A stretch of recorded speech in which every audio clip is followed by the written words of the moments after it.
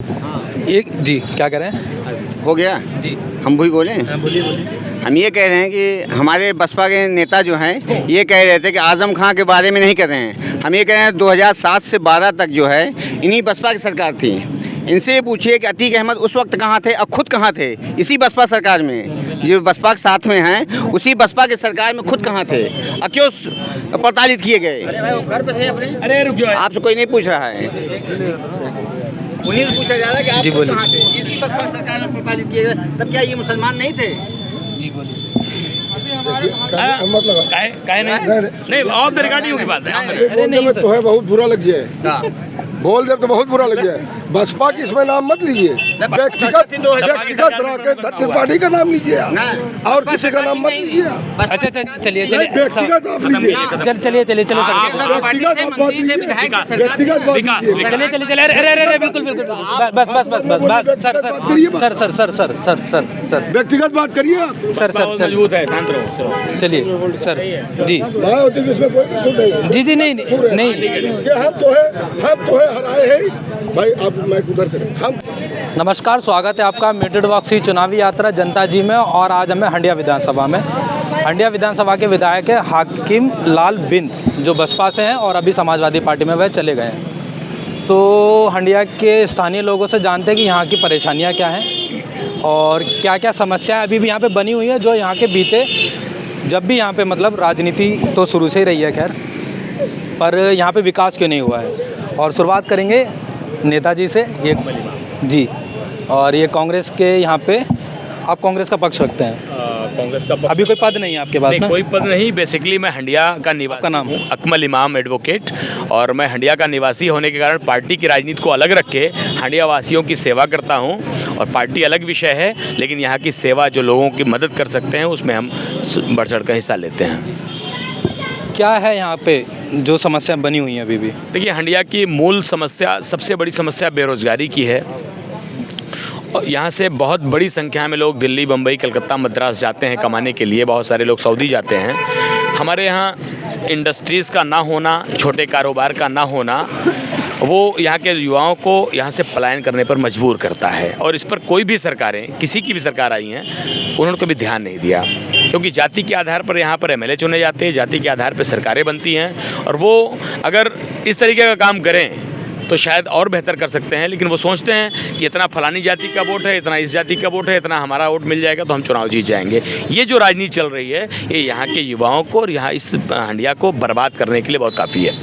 पर जातिगत राजनीति तो यूपी में कभी गई नहीं, और हमेशा से हर विधानसभा में यही समीकरण से हर पार्टियां सरकार बनाती हैं, और पूरे यूपी उत्तर प्रदेश में भी इसी समीकरण, कोई जाति कहीं जाती है, कोई धर्म कहीं जाता है, और इसी तरीके से समीकरण बना के उत्तर प्रदेश की राजनीति में आती है। तो ऐसा कुछ नया तो है नहीं हरियाणा और हंडिया में? जी नहीं, बिल्कुल सही आप कह रहे हैं। लेकिन हंडिया ऐसी जगह रही जो विकास में शायद ज़िले में सबसे आगे थी।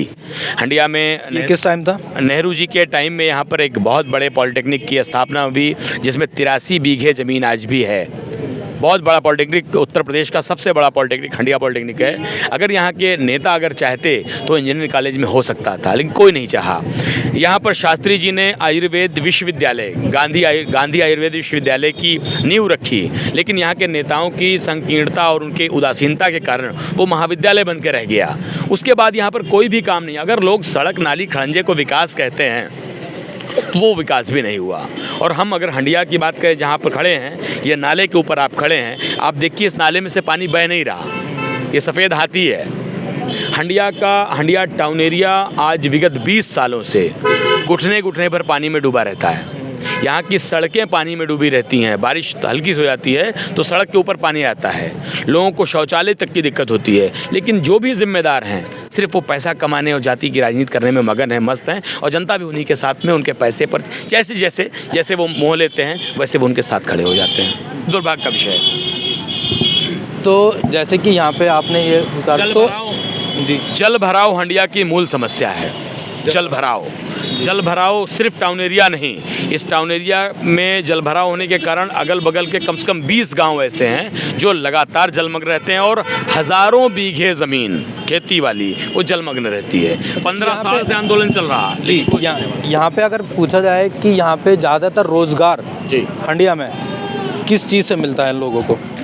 हंडिया में रोज़गार का कोई साधन नहीं। ये छोटे दुकानदार जो हैं ये अपनी दुकानदारी कर लें। बेसिकली ज़्यादातर लोग दिल्ली, बम्बई, कलकत्ता, मद्रास या सऊदी अरब पर आश्रित हैं और थोड़ा बहुत कारोबार यहाँ पहले कालीन का हुआ करता था और बीड़ी का हुआ करता था। जो कालीन के बड़े व्यापारी हैं या बीड़ी के व्यापारी हैं जो मज़दूरों का शोषण करते हैं, उस कारण धीरे धीरे वो भी समाप्ति के कगार पर है। कालीन का काम तो अभी भी हम भदोही में हैं बीते एक हफ्ते से, तो भदोही में कालीन के लोगों से मिला गया तो उनका ये कहना है कि हाँ धीरे धीरे कालीन का काम पकड़ रहा है आफ्टर कोविड। इनका ये कहना था। और आपने अभी नया काम बताया बीड़ी का यहाँ काम होता तो बीड़ी का काम यहाँ पे बिल्कुल ख़त्म हो गया है या अभी है? नहीं, बीड़ी मजदूर हैं यहाँ पर, बता तो रहे आपको, यहाँ मजदूरी ही है। मजदूरी अगर नहीं पढ़ लिख रहा है, ड्राइविंग कर रहा या बीड़ी मजदूरी कर रहा, गरीब इंसान बीड़ी बना करके अपना भरण पोषण करता है। लेकिन जो ठेकेदार है या जो बीड़ी कंपनी का मालिक है, जिस तरीके से जो शोषण हो रहा है उसमें वो उससे भी पीछे हट रहा है। अब बीड़ी मजदूरी बहुत नहीं रह गए, वो कहीं निकल के बाहर चले जा रहे हैं, काम कर रहे हैं। स्थिति बड़ी भयावह है। चलिए मैं आपके पास दोबारा आऊँगा, पहले आम जनता से और सवाल पूछना। आपका नाम? मोहम्मद अकरम। थोड़ा तेज से बोलिए। मोहम्मद अकरम मेरा नाम है यार। क्या करते हैं? बस ऐसे बेरोजगार हूँ। आपको क्या लगता है सर यहाँ पे कि क्या विकास यहाँ पे होना चाहिए था जिसके कारण हंडिया भारत के नक्शे पे दिखता? यहाँ पर सिर्फ एक विधायक या मंत्री कह लीजिए, उन्हीं द्वारा विकास हुआ है, वरना कोई भी आया है, चाहे हाकिम लाल हो, चाहे प्रशांत हो, या कोई भी इससे पहले विधायक रहा, चाहे डॉक्टर ब्रिजभान रहे हों और जो खुलाल रहे हों, कोई विकास नहीं। सिर्फ राकेश धर यहाँ पर किया है। न अनगिनत विश्वविद्यालय उन्होंने बनाया है, महाविद्यालय, और अनगिनत अस्पताल, सड़कें की जाल बिछा दिया है उन्होंने। उसके बाद उनके हटने से कोई विकास नहीं हुआ है। आपका नाम? जी मैं नहीं बोलूँगा। आप नहीं बोलेंगे? क्यों नहीं, आप रही बात अब यहाँ पर जातिवाद का, यूपी में चुनाव हो रहा है, लोग जातियों में बढ़ जा रहे हैं, इस कारण कांग्रेस का काफ़ी नुकसान उठा। जब तक मुस्लिम और चमार वापस नहीं आते कांग्रेस में, तो कांग्रेस की सरकार बनना बहुत ही मुश्किल लग रहा है। जो कि जी क्या कह रहे थे आप? अब राहुल गांधी जी पे अब आगे क्या बोलें? राहुल गांधी कह रहे हैं ना कि अकेले परेशान है, संघर्ष कर रहे हैं देश के लिए। जब तक मुस्लिम और चमार वापस नहीं आएंगे तो कांग्रेस की सरकार बनना बहुत ही मुश्किल है। जो कि देश के लिए लड़ाई लड़ रहे हैं राहुल गांधी, हम उनको बधाई देना चाहते हैं। असंवैधानिक शब्द क्यों जो उन्होंने यूज़ करा? अब लोकल पार्टियां हैं, लोकल पार्टियां को वोट यहाँ लोगों को बहका कर अपना वोटिंग करा लेते हैं। और कांग्रेस तरफ कांग्रेस का ऐसा कोई नहीं कि जो आकर्षित कर सके जनता को अपनी तरफ, जो कि देश काफ़ी पीछे चला जा रहा है बगैर कांग्रेस। आपका नाम? जी मोहम्मद नसीम।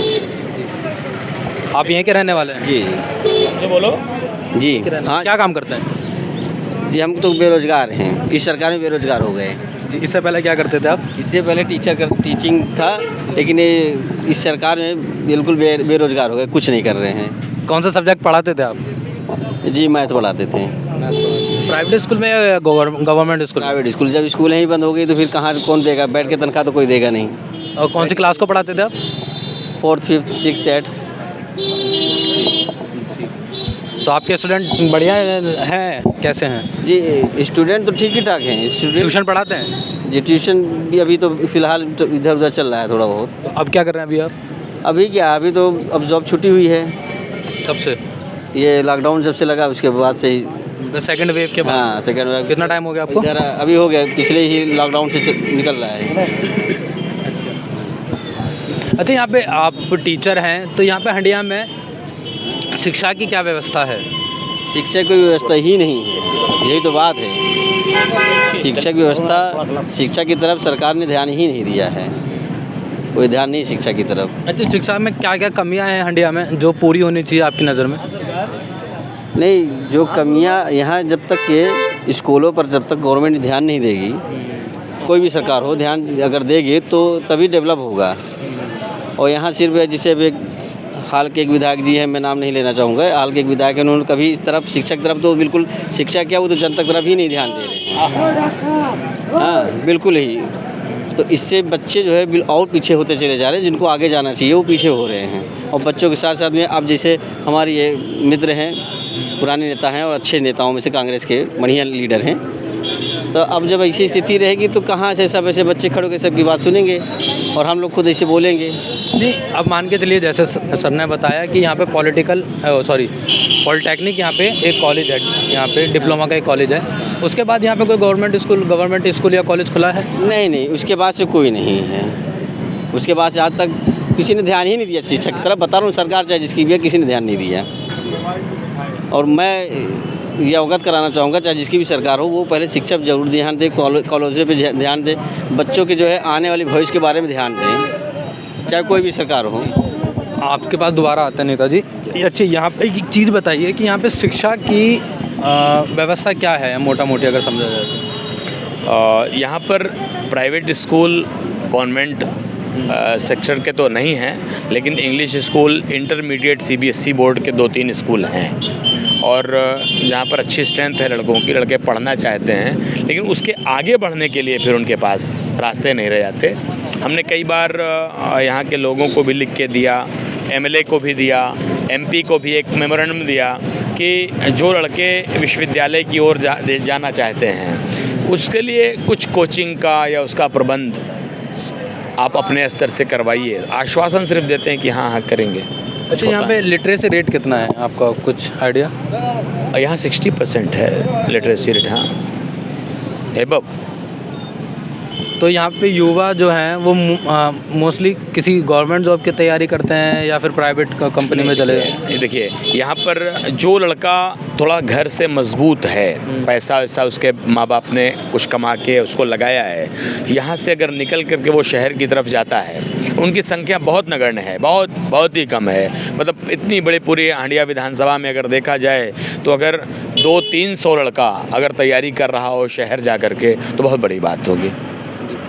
आप कांग्रेस से आप नेता हैं, तो आपसे ही कांग्रेस से रिलेटेड। मैं हंडिया विकास मंच चलाता हूँ।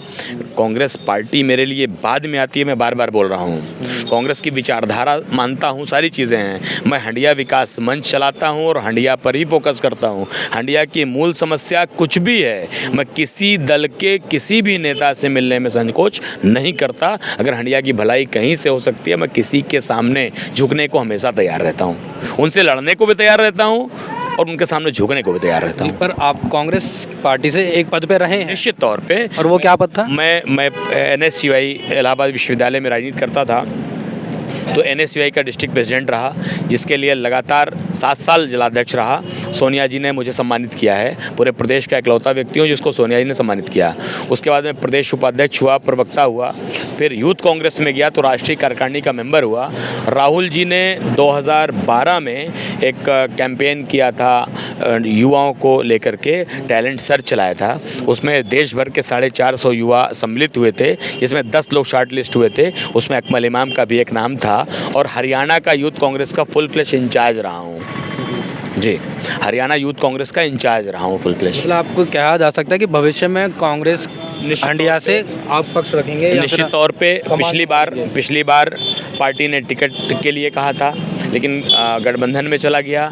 इस बार पार्टी के लोग लगातार, यहाँ लोकल भी और नेतृत्व भी लगातार कह रहा है चुनाव लड़ने के लिए, लेकिन थोड़ी सी असमर्थता है कि मेरे माँ बाप की स्थिति ऐसी नहीं है कि मैं चुनाव लड़ सकूं।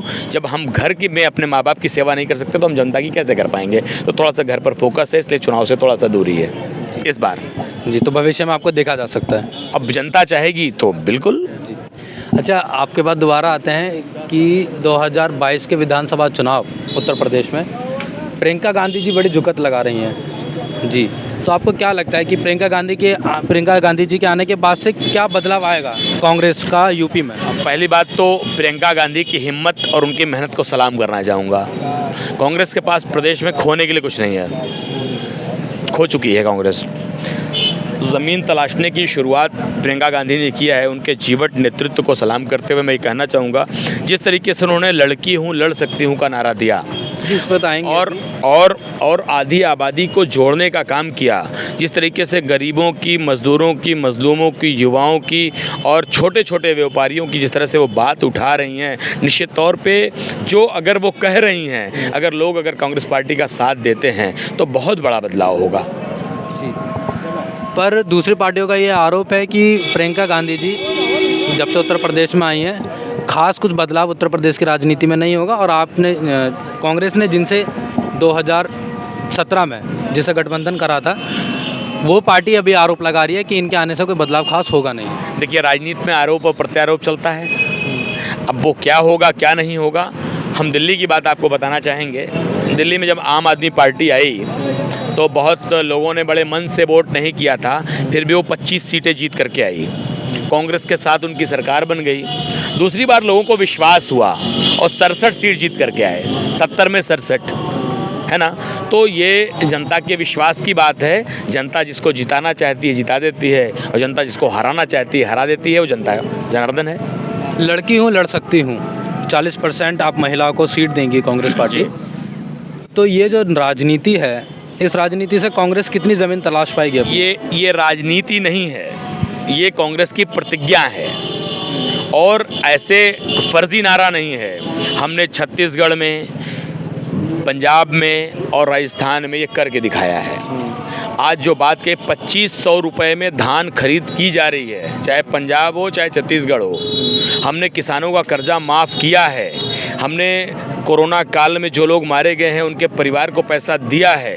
हमने गरीबों की मदद की है। और कांग्रेस की पिछली सरकार ने 72,000 करोड़ रुपए किसानों के माफ़ किए हैं। बिजली के बिल कांग्रेस पार्टी हाफ करने की बात कर रही है, तो जहां कांग्रेस की सरकारें हैं वहां पर किया है। हम जो बात बोल रहे हैं ये हमारी प्रतिज्ञा है, ये हमारी कसम है। और राजनीति में एक स्वच्छ राजनीति हमेशा से कांग्रेस पार्टी की रही है। चाहे वो आज़ादी की लड़ाई हो, चाहे आज़ादी की लड़ाई के बाद देश का निर्माण हो, चाहे उसके बाद युवाओं को और सब लोगों को साथ में लेकर के देश का नव निर्माण, जिस तरीके से आधुनिक भारत का निर्माण किया गया, वो हो। कांग्रेस पार्टी ने हमेशा स्वच्छता की राजनीति की है, कभी झूठ फरेब की राजनीति नहीं की है। अगर झूठ फरेब, उन्माद और जाति की राजनीति करती तो कांग्रेस कभी ना जाती। 2014 के बाद से, और जब से राहुल गांधी जी ने एक तरीके से समझ लीजिए कांग्रेस का परचम थामा है, जब से कांग्रेस लगातार अपनी ज़मीन खोती जा रही है, और फिर भी अभी भी कांग्रेस का जो हाई कमांड है वो राहुल गांधी जी पे विश्वास बनाए हुआ है। तो क्या ये गलत नहीं है? बिल्कुल, आप इस बात को अगर कह रहे हैं तो मुझे आपको सोचना चाहिए कि जब राहुल जी आए थे तो उस समय हमारी सरकारें कहीं पर नहीं थीं। हमने राहुल गांधी के नेतृत्व में चुनाव लड़ा और हम चुनाव जीते। हमने राजस्थान में सरकार बनाई, हमने पंजाब में सरकार बनाई, हमने हरियाणा में इसके पहले बनाई, हमने मध्य प्रदेश में सरकार बनाई, हमने पूर्वोत्तर के राज्यों में सरकार बनाई। हम राहुल गांधी के नेतृत्व में कांग्रेस ने सर्वाइव किया।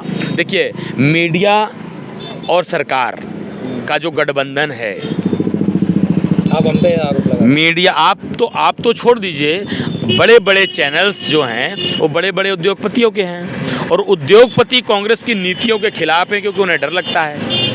भारतीय जनता पार्टी उद्योगपतियों के लिए काम कर रही है, ये किसी की सरकार नहीं चला रही। जनता की सरकार देश में नहीं है। भारतीय जनता पार्टी की सरकार शुद्ध रूप से व्यापारियों, बड़े व्यापारियों की 10-12 लोगों की सरकार है, जो मोदी जी के बहुत घनिष्ठ हैं, जो राहुल जी कहा भी करते हैं ये सूट बूट की सरकार है।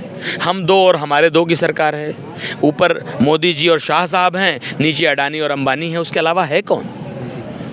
आपका यह आरोप है जहाँ भी कांग्रेस ने सरकार बनाई किसी भी राज्य में, चाहे वो पंजाब हो, चाहे वो राजस्थान हो, चाहे वो मध्य प्रदेश हो, और हर राज्य में 2 धड़ बढ़ गए हैं कांग्रेस के। पंजाब में भी बढ़ गए हैं, सिद्धू जी अलग हो गए हैं और चन्नी जी अलग हो गए हैं। राजस्थान में जी गहलोत जी अलग हैं, पायलट जी अलग हैं, और मध्य प्रदेश में भी आप देखेंगे तो कमलनाथ जी का अलग वो था, और कमलनाथ जी के साथ साथ दिग्विजय सिंह और सिंधिया जी का भी अलग अलग खेमा था। तो इस पर हाई कमांड क्या करेगी? क्योंकि हाई कमांड तो इस तरीके से वीक दिखती है कांग्रेस की। ये कांग्रेस में कब नहीं रहा, और सिर्फ कांग्रेस की क्यों करें? किस पार्टी में? एक ऐसा भी टाइम था सर जब इंदिरा गांधी जी बहुत पावरफुल थी। बात सुननी थी। बात को कह रहा हूँ कि जब ऐसी बात आती है तो आपको थोड़ा सा परिदृश्य से पीछे जाना पड़ेगा। क्यों गरम दल और नरम दल से शुरुआत हुई, शुरुआत से देखिए, और आज तक कांग्रेस पार्टी में कभी भी छत्रप राज रहा है। हमेशा हमेशा बड़े नेतागण जो भी रहे हैं, ठीक है ईगो होता है, लेकिन कांग्रेस पार्टी का जो भी निर्णय जो हाईकमान करता है वो सारे लोग मानते हैं, और जो नहीं मानते वो सिंधिया जी जैसे लोग होते हैं जो पहले से ही प्रभावित होते हैं, वो चले जाते हैं, कोई फर्क नहीं पड़ता उससे। आपने बोला कि कांग्रेस में हमेशा नरम दल गरम दल की बात आपने कही, पर एक बार इंदिरा गांधी जी जब अपने बहुत जी बड़ी अहम बात है जी, तो बहुत पावरफुल कह लीजिए कि उनके पास सत्ता थी पूरी, तो उन्होंने बहुत सारी ऐसी राज्यों में जो गैर कांग्रेसी सरकारें थीं उनको उन्होंने हटा दिया था।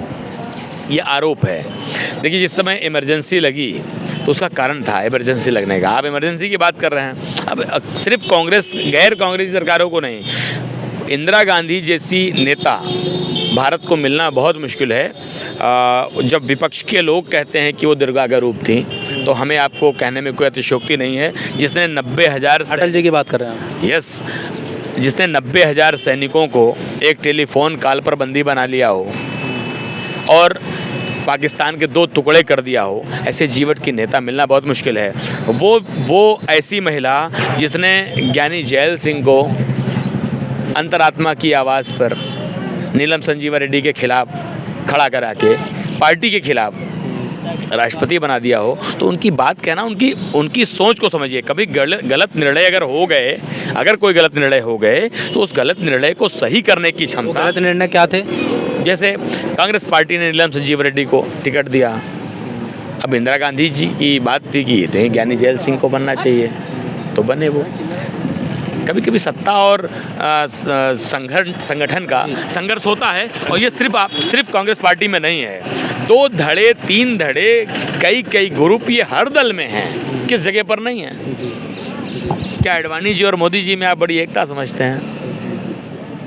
क्या योगी जी और केशव जी में आप क्या समझते हैं? क्या दिखाई पड़ता है आपको?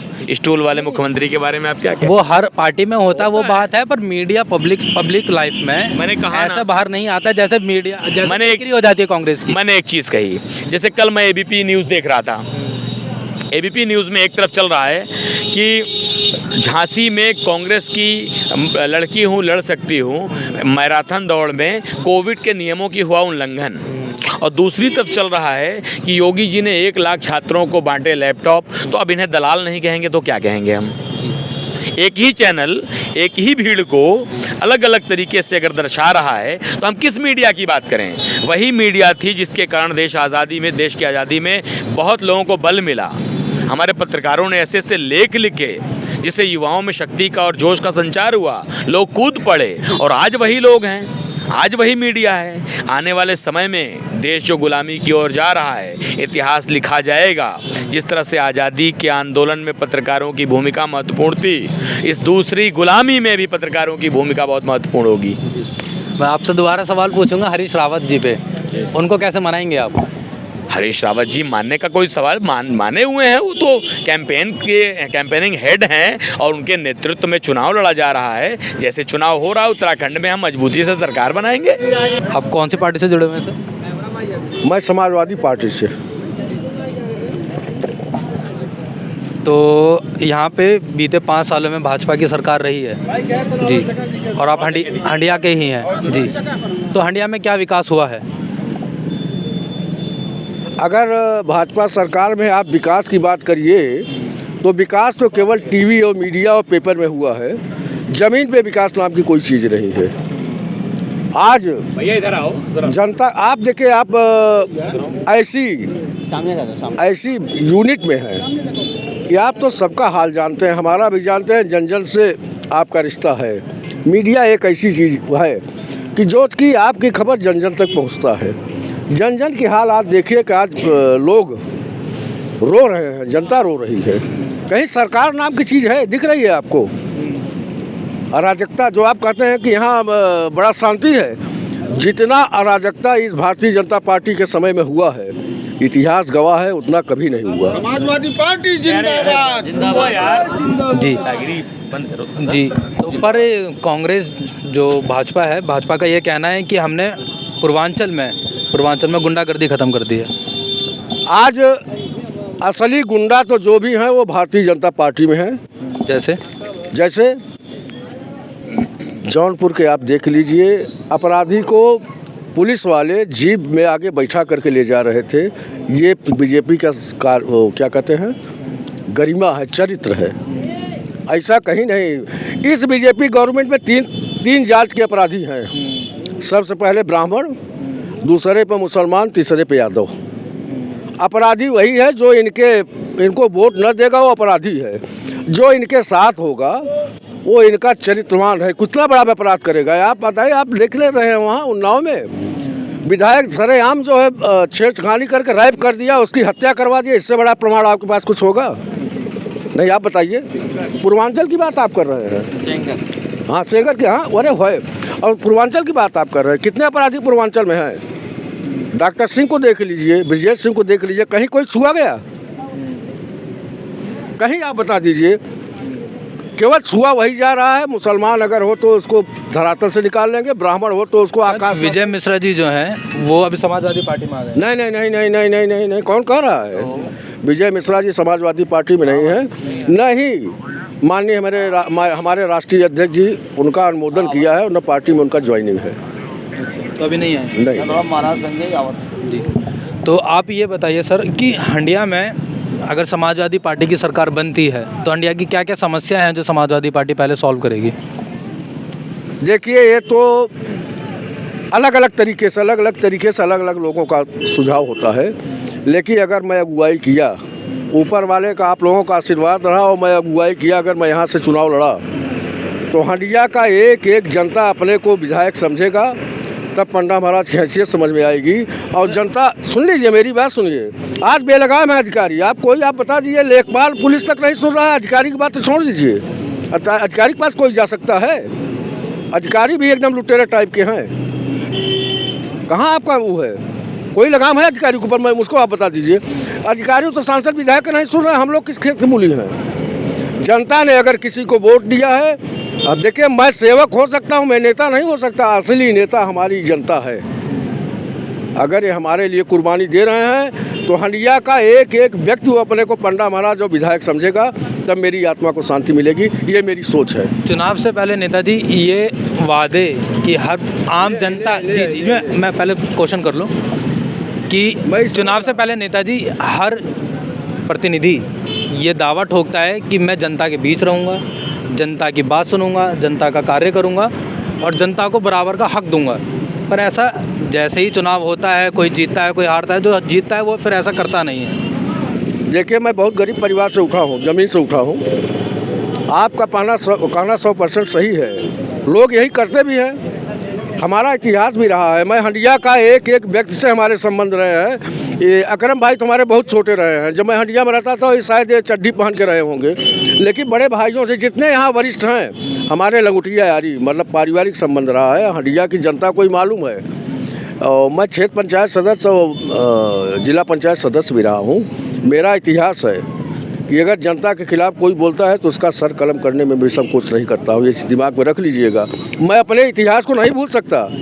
हमारे जनता के साथ नहीं, हमारी बात सुनिए, हमारे जनता के साथ कोई जाति नहीं कर पाएगा। और मैं, ये मेरा वसूल है। मैं अपनी बलिदान दे दूंगा, लेकिन जनता को तकलीफ को नहीं सह सकता। यस। अब मान के आपका गठबंधन हर क्षेत्रीय पार्टी से हो रहा है, तो क्षेत्रीय पार्टियों को सीट बंटवारा कैसे होगा? वो तो माननीय राष्ट्रीय अध्यक्ष के ऊपर है। देखिए, हम लोग उनके सिपाही हैं, तय करना उनका काम है। हमें इसमें नहीं बोल सकते हैं ना, हमारा उस लेवल का हमारे बांटने का कोई नहीं है। हमको माननीय राष्ट्रीय अध्यक्ष जी सम्मान देते हैं। हर पार्टी इस राजनीति 2022 की राजनीति अगर देखेंगे उत्तर प्रदेश में, तो हर राजनीति एक वोट के पीछे बहुत भाग रही है और वो है ब्राह्मण वोट। तो आपको क्या लग रहा है कि किस तरफ जाएगा ब्राह्मण वोट? ब्राह्मण, देखिए ब्राह्मण आज तो आप मीडिया में आप देख लीजिए, हंडिया विधानसभा में मैं अपने से कुछ कहूँ तो गलत बात है, लेकिन ब्राह्मण तो हमको कह रहा है कि हम पंडा महाराज को चाहते हैं, परसेंटेज में चाहते हैं। और क्या परसेंटेज है? 90, लगभग 90%। 90%? हाँ, आप कहीं भी आप चले जाओ, पूरे विधानसभा की बात कर रहा हूँ। पूरे विधानसभा में चैलेंज के रूप में आप कर रहा हूँ। किसी भी ब्राह्मण क्षेत्र में चले जाइए और केवल एक नाम ले लीजिए पंडा महाराज, तो खड़े रहेंगे अडिग होकर के। वो व्यक्तिगत मेरे ऊपर वोट है, वो मेरे नाम पे वोट करेंगे, वो मेरे नाम पे वोट करेंगे।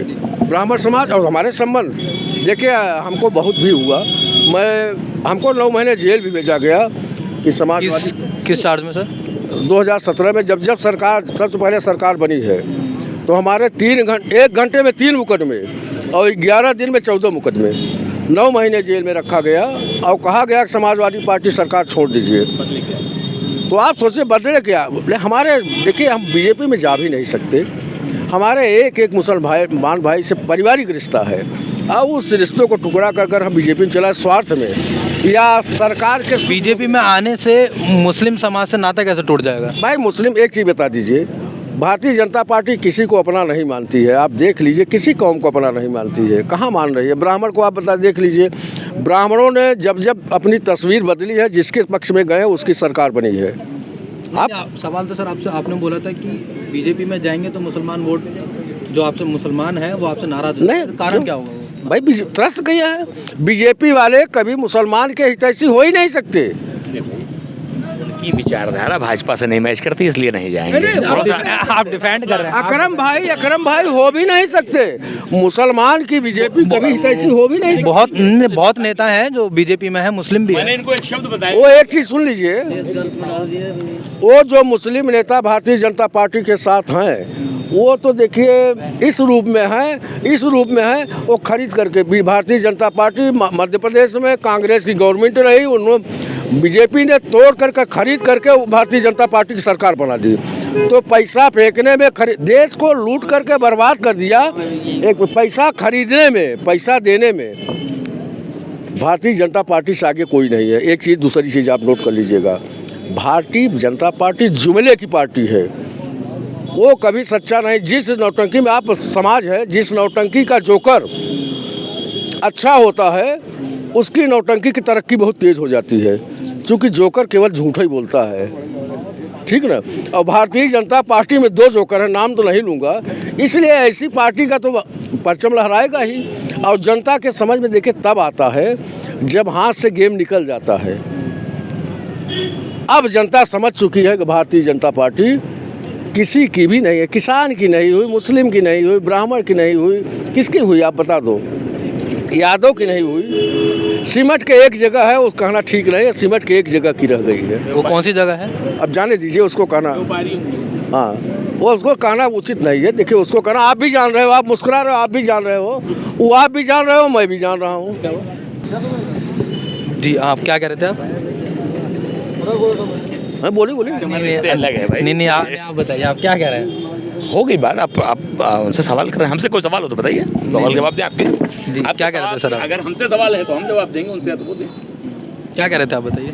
आपने पूछा का? तो एक जगह सिमट के रह गई, वो कौन सी जगह? वो आप भी जानते हो, देखिए कुछ चीज़ें हैं कहने लायक नहीं, समाज है, उसको आप वो समाज भी ना कहलवाइए, उससे कोई मतलब भी नहीं है, वो मतलब भी नहीं है। तमाम ऐसे लोग हैं वो भी हमारे हो सकते हैं, ऐसा नहीं है। क्या बोलिए? क्या सवाल आपका? जी सर ने बोला कि भारतीय जनता पार्टी किसी की नहीं रही, वो एक समाज के होकर रहे। मैंने आपको अभी पहले एक शब्द कहा कि आदरणीय राहुल गांधी जी ने बहुत पहले कहा कि ये सूट बूट की सरकार है, हम 2 हमारे 2 की सरकार है। ये किसी जाति विशेष के लिए या पूरे देश के लिए भाजपा कहीं से बेहतर नहीं है। ये कुछ व्यापारियों की है जिसमें उनके 10-12 मित्र हैं, जिनको वो कर्जा भी देते हैं, कर्जा दे के कर्जा माफ़ भी कर देते हैं, जिनके लिए सरकार नीतियां बनाती है, जिनके लिए वो अपने सारे लोगों को लगा देते हैं कि इनका फ़ायदा हो जाए कहीं से, जिनके लिए वो महंगाई बढ़ाते हैं, जिनके लिए वो देश का नुकसान कर लेते हैं। तो वो भारतीय जनता पार्टी केवल और केवल एक सूत्री कार्यक्रम पर चल रही है, भारत बेचो अभियान।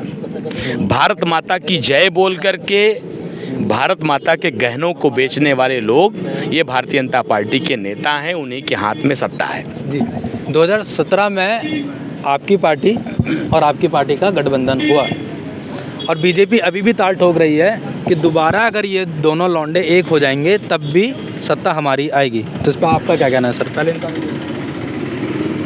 देखिए समय की बात होती है, उस समय का परिवेश था, उस समय के दिमाग में था कि हमारे राष्ट्रीय अध्यक्ष और कांग्रेस के राष्ट्रीय अध्यक्ष की बात बन गई, उन्होंने समझौता कर लिया।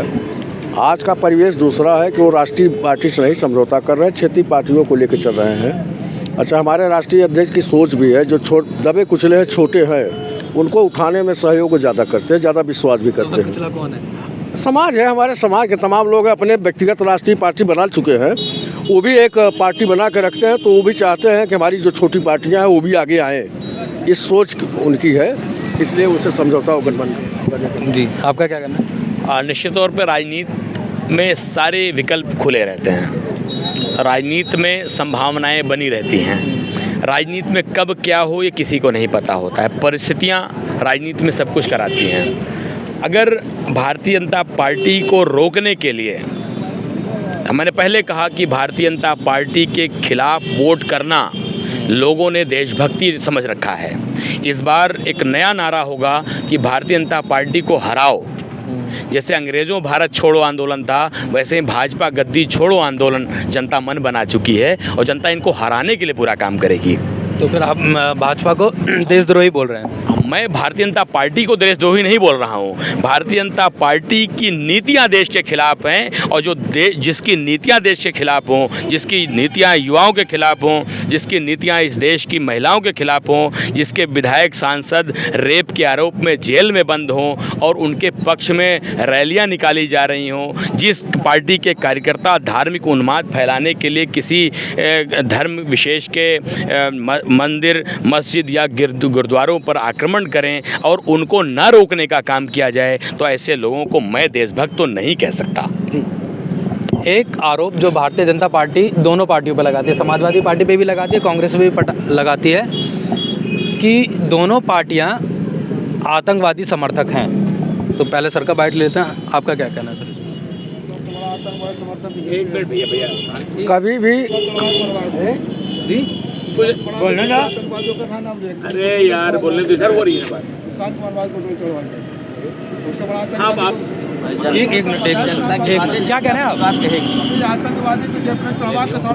आतंकवादी है वो। जी मैं वही बस जी मैं क्वेश्चन लेके बाइट लेके आप बोलिए, आ जाइए।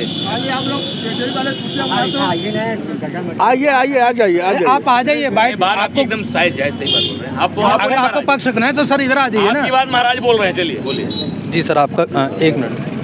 दिमाग बढ़ जाता है ना। जी बोलने के मूड में पार्टियां, भारतीय जनता पार्टी की सरकार कहती है कि कांग्रेस या विपक्षी दल या आतंकवाद के समर्थक हैं, ये इनका सवाल है, आप जवाब दीजिए फिर हम। मैं आपको बता रहा हूँ, समाजवादी पार्टी ने कभी आतंकवादियों का समर्थन नहीं किया है।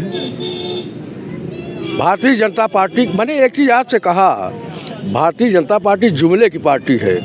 अभी आप देखिए, यही राष्ट्रीय अध्यक्ष, हमारे कांग्रेस के राष्ट्रीय अध्यक्ष को ये लोग जुमला बोल देते, पप्पू पप्पू कह देते। एक राष्ट्रीय पार्टी के प्रमुख को के खिलाफ ये हंसी का पात्र या शब्द बोलना एक बिल्कुल नैतिकता का कोई आधार नहीं है। आप बताइए, तो ये किसको कब क्या कह देंगे? इनके अपने आप पे विश्वास नहीं है, अपने आप पे विश्वास नहीं है। आतंकवादी तो बीजेपी पार्टी में स्वयं में जो इनके यहाँ हैं वो स्वयं आतंकवादी हैं। जिनके मिनिस्टरों का हाल देख लीजिए, इनके मिनिस्टरों का हाल देखिए। अभी देख लिए किसानों की हत्या हुई, आप देखिए, ये आतंकवाद का ये मिसाल है कि नहीं है? और है, तमाम है। लेकिन अभी देखिए, कुछ कहने वाले समय आ जाएगा तो आपके सामने दूध का दूध, पानी का पानी हो जाएगा।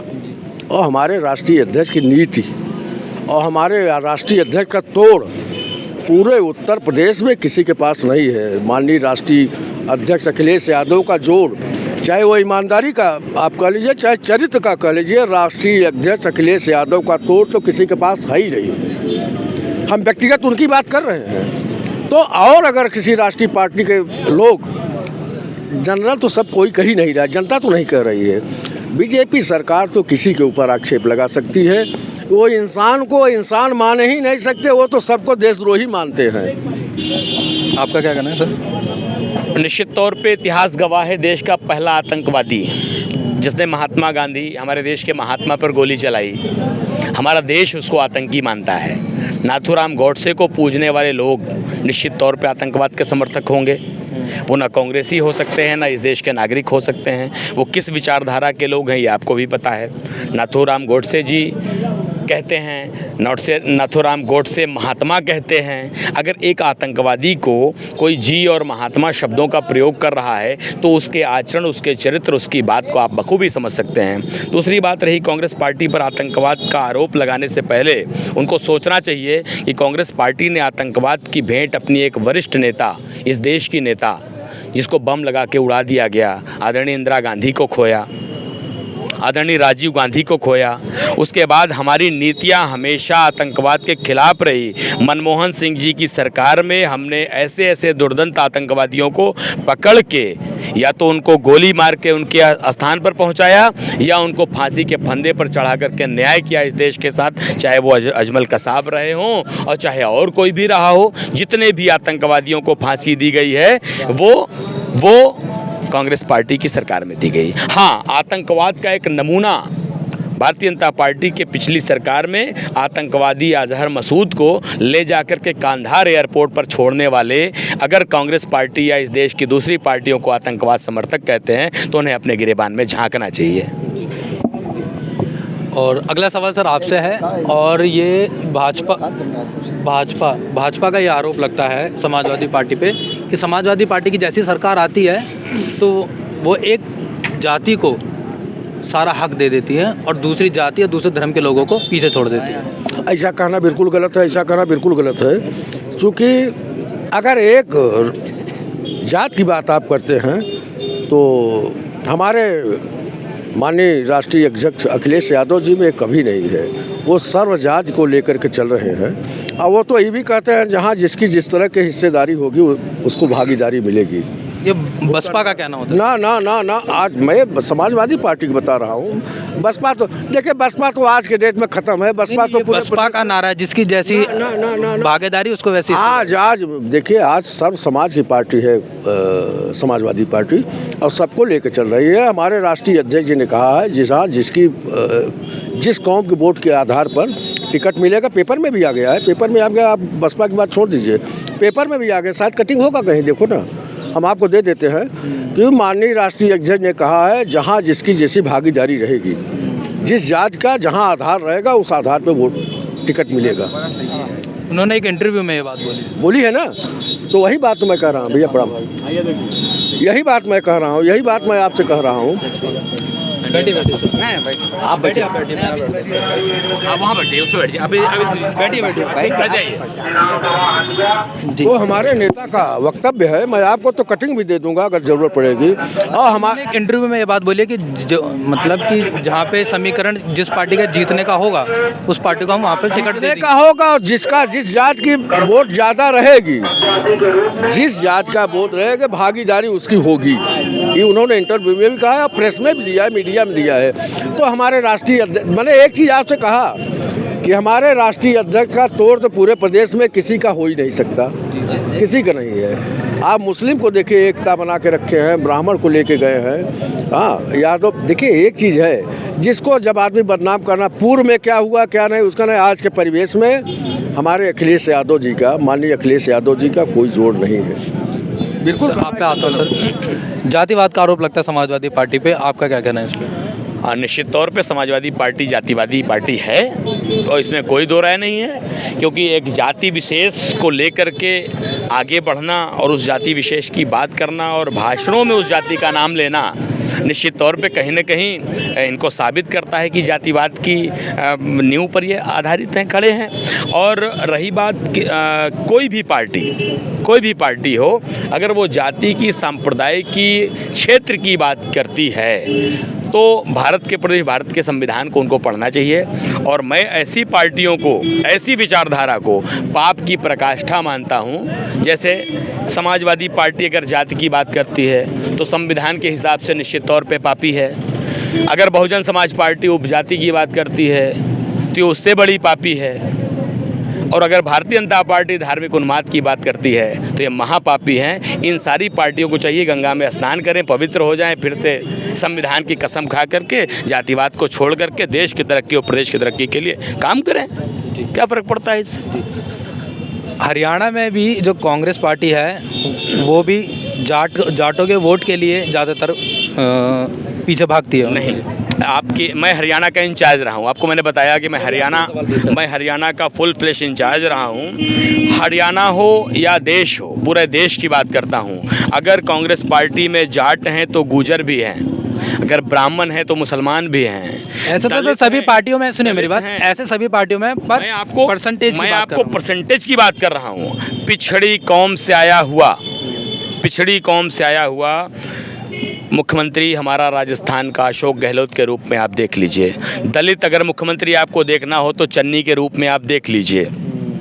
आपको मुसलमान मुख्यमंत्री देखना हो तो गुलाम नबी आज़ाद साहब कश्मीर के रह चुके, उनको देख लीजिए। अगर ब्राह्मण मुख्यमंत्री आपको देखना हो तो कमलनाथ जी को हमने बनाया, या नारायण दत्त तिवारी जी को देख लीजिए। हमने कभी जाति की राजनीति नहीं की, हमने सभी जाति को जोड़ करके राजनीति की। और पूरे हिंदुस्तान का जो हमारा संविधान कहता है, हम उस पर आधार, हमारी संविधान की जो पुस्तक है वो सबसे पवित्र पुस्तक है, और कांग्रेस पार्टी अक्षरशः भारत के संविधान का पालन करती है। आपका नाम सर? ऐनुल हसन है, माइनॉरिटी विधानसभा अध्यक्ष हैं, समाजवादी पार्टी। और सर आपसे ये सवाल पूछा जाएगा, जैसे कि ओवैसी भी आए हैं वहाँ पे उत्तर प्रदेश की राजनीति में, और ताल ठोक रहे हैं वो अपनी, और उनका ये आरोप है कि हमें इस बार 17% या 19% मुस्लिम पॉपुलेशन है, तो इस मुस्लिम पॉपुलेशन में हमारा उप मुख्यमंत्री होना चाहिए। आज तक जहाँ पे हैं वहाँ वो कई सीट पे चुनाव लड़े हैं। हैदराबाद में हैं, हैदराबाद में कितनी सीटें हैं? 96 सीटें हैं। सिर्फ 8-9 सीटों पर वो चुनाव लड़ते हैं, और 9 सीटों पर चुनाव लड़ के 8 सीट भी जीतते हैं। उसके आगे आज तक बढ़े नहीं। और उत्तर प्रदेश की बात करते हैं, अभी तक उत्तर प्रदेश में कहाँ थे वो? बस एक बैग यहीं आ गए। वो तो बीजेपी को फ़ायदा पहुँचाने आए हैं, बीजेपी को फ़ायदा पहुँचाने आए हैं। हम तो ये नहीं कहेंगे कैसे फ़ायदा पहुँचाएंगे वो? इसलिए कि यहाँ चुनाव बंटवारा हो जाएगा। जो बिहार में हुआ है, जो बंगाल में नहीं हुआ, वो बंगाल के ममता बनर्जी ने फ़ायदा उठाया, और बंगाल के लोगों ने उनको नकार दिया। उत्तर प्रदेश के लोग भी मुस्लिम नकारने जा रहे हैं। कौन आप? हाँ तो आइए आप भी आइए, आप भी आइए, बैठिए आइए, मैं खड़ा हो जाऊँगा, मैं कोई बात नहीं। आइए, अरे आइए। अरे वो सिंह भाई मजाक कर रहे हैं, बैठिए, कोई नहीं है, भाई है हमारे। जी तो जी, और ये भी कहना है ओवैसी जी का कि सारी पार्टियां, और सपा पे वो खासकर ये आरोप लगा रहे हैं कि वह मुसलमानों का वोट तो ले लेते हैं पर मुसलमानों के लिए कुछ करते नहीं। असल में जिसको जिससे भय होगा उसी के ऊपर आरोप लगाएगा ना। आज भारतीय जनता पार्टी को जो है मुसलमानों से भय है, तो जितना आरोप पता आप जिनको जिससे भय होगा उसी के ऊपर आरोप लगाएंगे ना। आज भाजपा जो है मुसलमानों से जो है भय है, तो मुसलमानों के ऊपर आरोप लगाते हैं कि पाकिस्तानी हैं, ये हैं, वो हैं। तो जिसको जिससे भय रहेगा उसके ऊपर आरोप लगाएंगे। और उनको समाजवादी पार्टी से भय है, इसलिए आरोप लगा रहे हैं कि समाजवादी पार्टी में मुसलमानों की 95-99% वोट जा रही है। तो अब वो भय लगाएंगे समाजवादी पार्टी के ऊपर, उनको भय है। आरोप क्या कह रहे थे आप? मैं कह रहा था ये कि अगर देश में मुसलमान ना होता और बगल में पाकिस्तान ना होता तो भारतीय जनता पार्टी का दिया ना जलता। तो अलग सी बात है। और बड़ी अहम बात आपने उठाई अवैसी जी की। हम अवैसी जी का सम्मान करते हैं, एक सांसद हैं, वो चुने हुए सांसद हैं, और हर दल को अपना चुनाव लड़ने का अधिकार है। अगर वो चुनाव लड़ने आए हैं, किसके इशारे पर आए हैं, किसके नहीं आए हैं, इस पर हम नहीं जाना चाहते। तेलंगाना में भी उन्होंने चुनाव लड़ा तो टीआरएस के साथ लड़ा, कांग्रेस पार्टी के खिलाफ उन्होंने प्रचार किया। जहां भी उनका प्रचार होता है समाजवादी पार्टी और कांग्रेस को टारगेट करते हैं। भारतीय जनता पार्टी के खिलाफ वो वहीं पर बोलते हैं जहां पर, देखिए आज अगर ये कहा जाए, जैसा कि अभी समाजवादी पार्टी के लोग बोल रहे हैं कि 99% मुसलमान समाजवादी पार्टी में है, तो ये कहना बिल्कुल गलत होगा। निश्चित तौर पे विकल्प के अभाव में किसी सीट पर हो सकता है कि हों, लेकिन जब लोग मर रहे थे कोरोना के दौरान, तब ये समाजवादी पार्टी के लोग क्या कर रहे थे? जब लोग परेशान थे, जब पलायन कर रहे थे, उस समय समाजवादी पार्टी के राष्ट्रीय अध्यक्ष जी का क्या नाम है, रथ कहाँ पर था? जब किसान धरने पर बैठे हुए थे, तब ये समाजवादी पार्टी और भारतीय जनता पार्टी के लोग कहाँ थे? एक किसी आंदोलन में आप बताइए इनकी कोई हिस्सेदारी रही हो। हमने कई बार यहाँ के लोकल नेताओं को कहा एक बात के लिए कि तेल 200 रुपये किलो है, आटे की स्थिति, दाल की स्थिति, सब्ज़ी की स्थिति क्या है। आप भी एक परिवार से आते होंगे, आप भी परिवार चलाते होंगे। कोई विपक्ष का नेता कांग्रेस पार्टी को छोड़ करके जाति की बात सब कर रहे हैं। फला मुसलमान यहाँ है, फला यादव वहाँ है, फला जमार वहाँ है, फला एससी वहाँ है, सारी बात हो रही है, ब्राह्मण वहाँ है। कभी किसी ने इस बात को नहीं उठाया कि फला किसान कहाँ है और फला गरीब के घर में उसके यहाँ चूल्हा कैसे जल रहा है, उसका पेट कैसे भर रहा है। अगर भारतीय जनता पार्टी को टारगेट करना हो तो आप इस मुद्दे पर करिए कि महंगाई कहाँ जा रही है, इस मुद्दे पर पूछिए कि रोजगार कहाँ है, इस मुद्दे पर पूछिए कि अपराधी क्यों बढ़े जा रहे हैं। अभी आपने महाराज से एक सवाल पूछा कि पूर्वांचल में अपराधियों का सफाया हो गया। अपराधी जब सत्ता में बैठ गए, जब अपराधी सत्ता में बैठ गए, जब अपराधी सत्ता में बैठ गए तो सफाया किसका करेंगे। ये तो एक तरीके का जो पहले चलता था, अपराधियों में वार क्या कर, गैंग वार। ये जिनका मकान तोड़ा जा रहा है, जो लोग बर्बाद किए जा रहे हैं, जिन पर मुकदमा हो रहा है, ये एक तरीके का राजनीतिक गैंगवार है और जिसमें भारतीय जनता पार्टी माहिर है। इसको मैं सुचिता की राजनीति नहीं कहता, इसको बदले की कार्रवाई कहता हूँ, जिसको आप राजनीतिक गैंगवार शब्द दे सकते हैं। जी, कोई भी इन शेर के साथ, जैसे मोदी जी पर एक शेर कहा था कि लहू की बात करता है, लहू की बात करता है, कफन की बात करता है, वो कारोबारियों के साथ धन की बात करता है। और हमारे मुल्क ने ऐसा नमूना चुन लिया यारों, वतन की बात करती थी, वतन की बात करनी थी, वो मन की बात करता है। ये इस मामला है जी। ये इनका आरोप है कि हर पार्टी विकास की राजनीति कोई नहीं कर रही है और सब जातियों को कहीं सेटल कर रहे हैं, कहीं धर्म को सेटल कर रहे हैं, और ये आरोप है। ये पेट्रोल की महंगाई पे, डीजल की महंगाई पे, और महंगाई पे जितना धरना प्रदर्शन समाजवादी पार्टी, इसका कहना है आप, हाँ, जितना धरना प्रदर्शन समाजवादी पार्टी के लोगों ने किया उतना कोई नहीं किया। और हमारे खिलाफ भी धरना प्रदर्शन के लिए 3-3 मुकदमे हमारे पास में, कॉपी हमारे पास है। धरना प्रदर्शन की वजह से नीति यादव के साथ हमने धरना प्रदर्शन दिया, वो घोड़े पर बैठ के चला पेट्रोल महंगाई पे, उसका मुकदमा हमारे खिलाफ हुआ। और हमारे खिलाफ खुद 3-3 धरना प्रदर्शन के लिए मुकदमा हुआ। तो जितना समाजवादी पार्टी रोड पे उतरी और जितना सामने चली, बढ़ के हिस्सा लिया, उतना कोई पार्टी नहीं आई मैदान में आई है। कोरोना काल में और किसान आंदोलन में समाजवादी पार्टी के राष्ट्रीय अध्यक्ष अखिलेश यादव जी नहीं थे। ऐसा नहीं है। देखिए, कहने के लिए एक चीज़ मैंने कहा ना, हर व्यक्ति अपने पार्टी के खिलाफ नहीं बोल सकता, वो केवल दूसरे पर प्रत्यारोपण कर सकता है।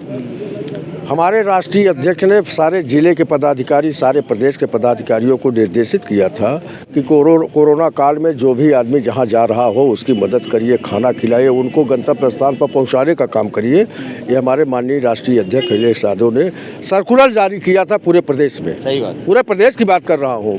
देखिए, अकरम भाई हमारे प्रिय है, हमारे छोटे अनुज हैं।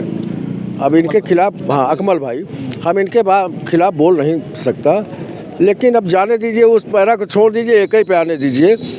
मैंने एक चीज़ कहा, हमारे राष्ट्रीय अध्यक्ष माननीय अखिलेश यादव का तोड़ पूरे प्रदेश में किसी भी पार्टी में है ही नहीं है। ऐसा चरित्रवान और ईमानदार पर्सन, ठीक ना, कोई दिख नहीं सकता। आप स्वयं भी देख लीजिए, व्यक्तिगत उनकी छवि का कोई जोड़ नहीं है। जितना उन्होंने अपने कार्यकाल में, जितना उन्होंने काम किया और जितना खाका तैयार रखा, उसी को आज भारतीय जनता पार्टी भुना रही है। इनका व्यक्तिगत कोई नया आप दिखा दीजिए, कोई नया आप कहीं से देख लें। तो हमारे राष्ट्रीय, अच्छा एक चीज़, हमारे राष्ट्रीय अध्यक्ष जुमलेबाजी नहीं बोलते, झूठ नहीं बोलते हैं, साफ। 400 प्लस सीटों का उन्होंने एक नारा दिया है। उम्मीद तो हम उम्मीद बता रहे हैं, उम्मीद बता। क्या उन्होंने बोला है कि हमारी इस बार 2022 की सरकार में 400 प्लस सीटें आएंगी। नहीं, हम लोग मान के चल रहे हैं कि हमारी सरकार बहुमत की होगी, हम ज़्यादा से ज़्यादा सीट में 4+ करेंगे। आपका क्या अनुमान है? नहीं, हमारी सरकार बनेगी। हमारी, देखिए एक चीज़ है, उत्तर प्रदेश में समाजवादी सरकार बनेगी, इसको कोई रोक नहीं पाएगा। क्या करें आप? नहीं, अखिलेश जी ने 400 प्लस कहा। हर पार्टी बोल गए जो भी भाजपा के खिलाफ लड़ती है, चाहे समाजवादी पार्टी हो, चाहे बसपा हो, चाहे कांग्रेस हो, हर पार्टी मुसलमानों को वोट लेने के लिए नए नए जुमलेबाजी करती है कि भाई बीजेपी तुम्हें खा जाए। जी, आपसे भी आंसर लेंगे कि अगर भाजपा की सरकार आ जाएगी तो आपको खा लेगी या ये कर देगी या डरा देगी, और उसके बाद जब वोट ले लेते हैं, वोट लेने के बाद इतना कुछ विकास होता नहीं है मुसलमानों का। इसका कारण नहीं, विकास क्यों नहीं होता? जो 2000 सबसे ज़्यादा लिटरेसी रेट मुसलमानों का है सर, 2012 इलिटरेसी रेट, सॉरी। हाँ, 2012 में जब सरकार बनी, अपने विधानसभा में 16 कब्रिस्तानें बाउंड्री कराए हैं। ये विकास नहीं है। कम से कम 5 मुसलमानों का नाम हम उंगली भी गिना दें जिनको मुख्यमंत्री से डायरेक्ट फंड मिला इलाज के लिए। ये विकास नहीं है। क्या मुख्यमंत्री आएंगे घर पे खाना पहुंचाने? सर मेरा ये कहना है कि मुसलमानों का विकास केवल कब्रिस्तान होगा कि उनकी इलिटरेसी रेट या लिटरेसी रेट भी होगा? हुआ उनके लिए पुलिस में भर्ती हुए मुसलमान। आप चलिए यहाँ बनारस के आगे कौन सा गाजीपुर है, वहाँ के मुसलमान पुलिस में भर्ती हुए, और सहारनपुर के मुसलमान भर्ती हुए। जहाँ के लोग तैयारी करेंगे वहीं लोग भर्ती होंगे ना। यहाँ तो कोई तैयारी। आपने सबसे पहले कब्रिस्तान गिनाया? हाँ, कब्रिस्तान इसलिए गिनाया कि कब्रिस्तान जो है आखिर हम लोग जो है वो मौके दिखेगा। अभी हम कुछ बता देंगे आपको तो आप कहेंगे कहाँ है। ये तो हम उंगली गिना सकते हैं, धनुपुर में है, हंडिया में है, बरौत में है, बंदीपट्टी में है। ये तो हम उंगली गिना सकते हैं ना आपको। जी, आपका क्या? समाजवादी पार्टी और भारतीय जनता पार्टी की राजनीति कब्रिस्तान से शुरू होकर शमशान पर ख़त्म होती है।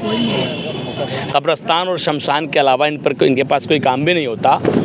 अगर हम हंडिया की बात करते हैं, इसके पहले जो लोग रहे यहाँ के विधायक आज वर्तमान में बहुजन समाज पार्टी से जीत के आया, जिनके साथ हैं, हंडिया का कोई भी कब्रिस्तान, सारे लोग यहाँ पर हंडिया के खड़े हैं, अगर कोई भी आदमी की मृत्यु होती है और लेकर के जाता है, 2 फीट खोदने के बाद पानी निकल आता है।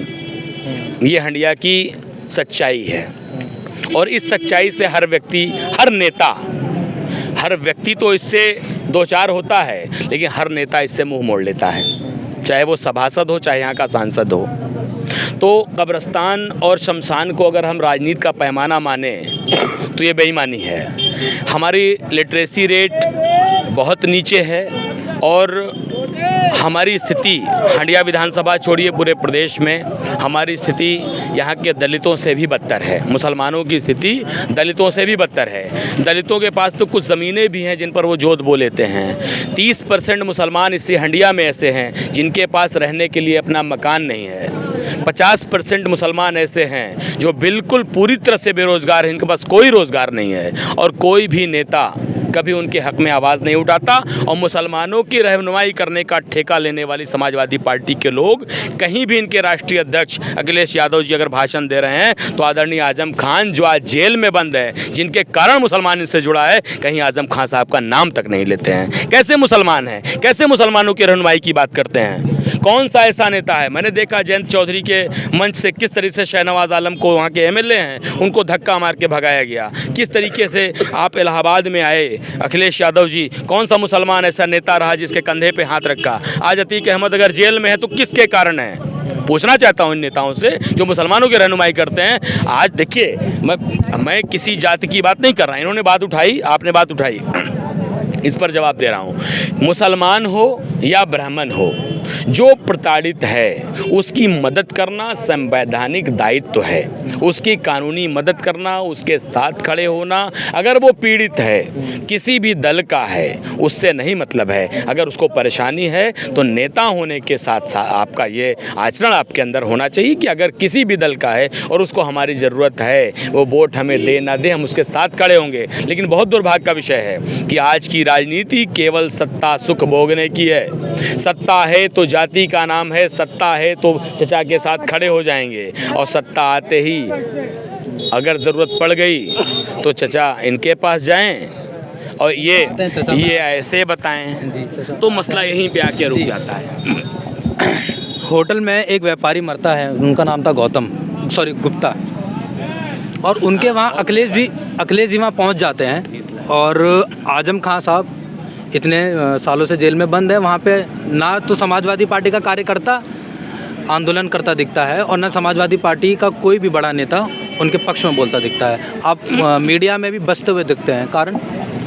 ये तो आरोप है वरना दिख रहा है सर सबको। नहीं दिख नहीं रहा है। ये तो आजम खान साहब से पूछिए, उनकी बहू हैं वो भी कह रहे हैं कि हमारे अखिलेश यादव जी हमारी मदद कर रहे हैं, मुकदमा लड़ रहे हैं। ये तो विपक्षी लोग आरोप तो लगाएंगे ही, इनके पास और कुछ है नहीं, ये मुसलमानों को कुछ दे भी नहीं सकते। 70 साल कांग्रेस राजनीति की है, अगर कोई पीछे किया मुसलमानों को तो पंडित जवाहरलाल नेहरू ने किया, उर्दू ख़त्म किया मुसलमानों का उन्होंने। आज ये कांग्रेस वाले मुसलमानों कब से बात करने लगे? 70 साल में इन्होंने पीछे किया, समाजवादी पार्टी ने पीछे नहीं किया। 20% कहा कि आरक्षण हम नहीं दे सकते, मगर 20% मुसलमानों को हर चीज़ में हिस्सा देंगे। आप ITR भेज के चाहे जिस विभाग में ITR भेज के मालूम कर लिए 20% मिला कि नहीं। अगर जल निगम का पाइप है, बोरिंग वाला पाइप है तो 20% मुसलमानों को मिला, नौकरी है तो 20% आप ITR भेज के देख लीजिए।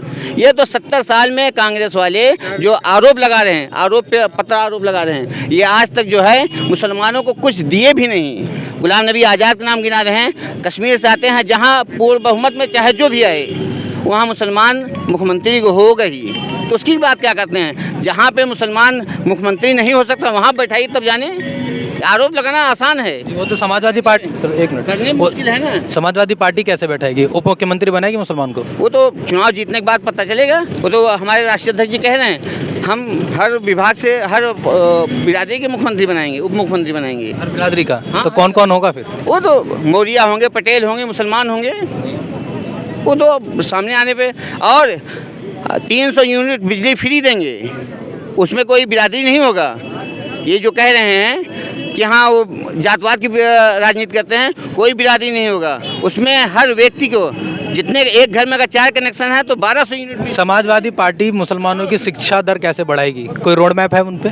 रोड मैप है ना, वो क्या है वो? शिक्षा दर ये आप देख लीजिए, सब कुछ छोड़ दीजिए। ये 5 साल में 1600 मदरसों को मान्यता दिया है, न बसपा ने दिया था, न कांग्रेस ने कभी दिया है, और ना ये भाजपा गई है। ये भाजपा में तो एक मान्यता भी नहीं हुआ, मगर बसपा भी नहीं दी। 1600 मदरसे की मान्यता हुई है। ये आदरणीय नहीं सर, मैं मॉडर्न एजुकेशन की बात कर रहा हूँ। तो मॉडर्न एजुकेशन उसी में हो रहा है ना, क्या उसमें नहीं हो रहा? उर्दू अरबी उसमें नहीं पढ़ाई हो रही है? अरबी इंग्लिश हिंदी सब पढ़ाई हो रही है। नहीं तो पर मान के तो भाजपा ने भी मदरसों में कंप्यूटर साइंस मैथ्स इंक्लूड करने की बात कही थी। नहीं है, दिखाई पड़ रहा है। जी नहीं, सुनिए मेरी बात तो सुनिए। इंक्लूड करने की बात कही थी, तो मॉडर्नाइजेशन की तरफ मदरसों को मोड़ने की बात कर रहे थे वो लोग, और उस पर बहुत ज़्यादा मुसलमान समाज ने विरोध करा। ठीक है, तो और आप कह रहे हैं कि अब मदरसों को मान्यता दी समाजवादी पार्टी ने। जी तो उससे मॉडर्न एजुकेशन में कैसे आप जोड़ेंगे मुसलमानों को? वो तो माननीय आजम खान साहब अपने ज़माने ही में पूरा सब ऑनलाइन कर दिया, और मदरसा बोर्ड की मार्कशीट को जो है यूपी बोर्ड के बराबर कर दिया। ये सब उसी सरकार में हो गया है। आप हाई स्कूल के आज भी हाई स्कूल मदरसा बोर्ड के मार्कशीट से आप चलिए इंटर नाम लिखा लीजिए, सब हाई स्कूल के बराबर हो गया है। ये माननीय आजम खान साहब उसी सरकार में कर दिए हैं। इतना मुसलमानों के लिए जितना उन्होंने कर दिया, 70 साल कांग्रेस है वो नहीं की। आपने क्या किया इस सवाल? आजम खान साहब के लिए हम लोग धरना प्रदर्शन दे रहे हैं। माननीय मैंने एक भी नहीं देखा। मिलने गए और उनकी अखिलेश माननीय राष्ट्रीय अध्यक्ष जी ने, अकमल साहब ऐसा न बोलिए, माननीय राष्ट्रीय अध्यक्ष जी अभी साइकिल रैली केवल उनके नगर से गृहनगर से निकाल करके उन्हें उनके मदद के लिए साइकिल रैली निकाल कर उन्होंने कहा इसका आना का चुकता पाई मेरी सरकार आने पे होगा। ये माननीय राष्ट्रीय अध्यक्ष का बयान है, ऐसा नहीं है। वो हमारे इतना बचाव क्यों है मुसलमान के नाम से आपका? क्या बचाव किसका? मतलब मुसलमानों को आप इतना खुल के सपोर्ट क्यों नहीं कर रहे हैं? अगर आपका कहाँ नहीं करते, कहाँ नहीं, कहाँ आपको दिख रहा नहीं, कहाँ नहीं करते? ये आरोप लगा रहे हैं। देखिए मेरी एक बात सुन लीजिए। देखिए सरकार के नियम कानून में जब मुकदमा हो गया, आदमी जेल में गया तो न्यायालय की बात हो जाती है। बहुत हम चाहें भी तो वहाँ कुछ कर नहीं सकते, न्यायालय जो कुछ करेगा। लेकिन हमारी सरकार अगर बनी तो उसका आना पाई। जितना ये हरेस हुए हैं, एक भी मुकदमे, जितने राजनीतिक मुकदमे हैं, राष्ट्रीय अध्यक्ष जी ने कहा है सारे मुकदमे वापस होंगे। उन्होंने खुले तौर पे मीडिया के सामने भी बोला, आप भी देखे रहे होंगे। जितने मुकदमे हैं भारतीय जनता पार्टी ने बदले के भावने से जितने मुकदमे कार्यकर्ताओं या नेताओं के ऊपर हुए हैं, सारे मुकदमे सब वापस होंगे। समाजवादी पार्टी पे एक आरोप लगता है कि उनकी सरकार में भ्रष्टाचार बहुत है, होता था। चोर जो चोर होता है वो हमेशा दूसरे को चोर ही समझता है। ईमानदार व्यक्ति कभी दूसरे को चोर नहीं समझता। कहीं आप देख लो, उसको कहीं नहीं दिखता कि चोर कहीं दिखेगा, लेकिन जो चोर होता है उसको हर जगह चोर ही दिखते हैं। आपने एक प्रश्न पूछा कि समाजवादी पार्टी ने मुसलमानों को क्या दिया, ब्राह्मणों को क्या दिया। केवल यादव की बात करते हैं। जितने हाईवे बने हैं या जितने सड़कें बनी हैं, क्या उस पर केवल यादव ही चलता है? जितने स्कूल बने हैं, क्या उसमें केवल यादव ही पढ़ता है? नहीं, ये होता है। ये नहीं जी जी मैं बता रहा हूँ, भाजपा का आरोप है कि हर थाने का इंचार्ज जो होगा वो यादव होगा। अच्छा नहीं। समाजवादी पार्टी में तमाम ब्राह्मण भी, समाजवादी पार्टी में हमारे मित्र मुसलमान रहे। देखिए वो क्या नाम है, शफीक अहमद। यहाँ एसपी रहे, एसपी गंगा पार रहे, हमारे मित्र रहे।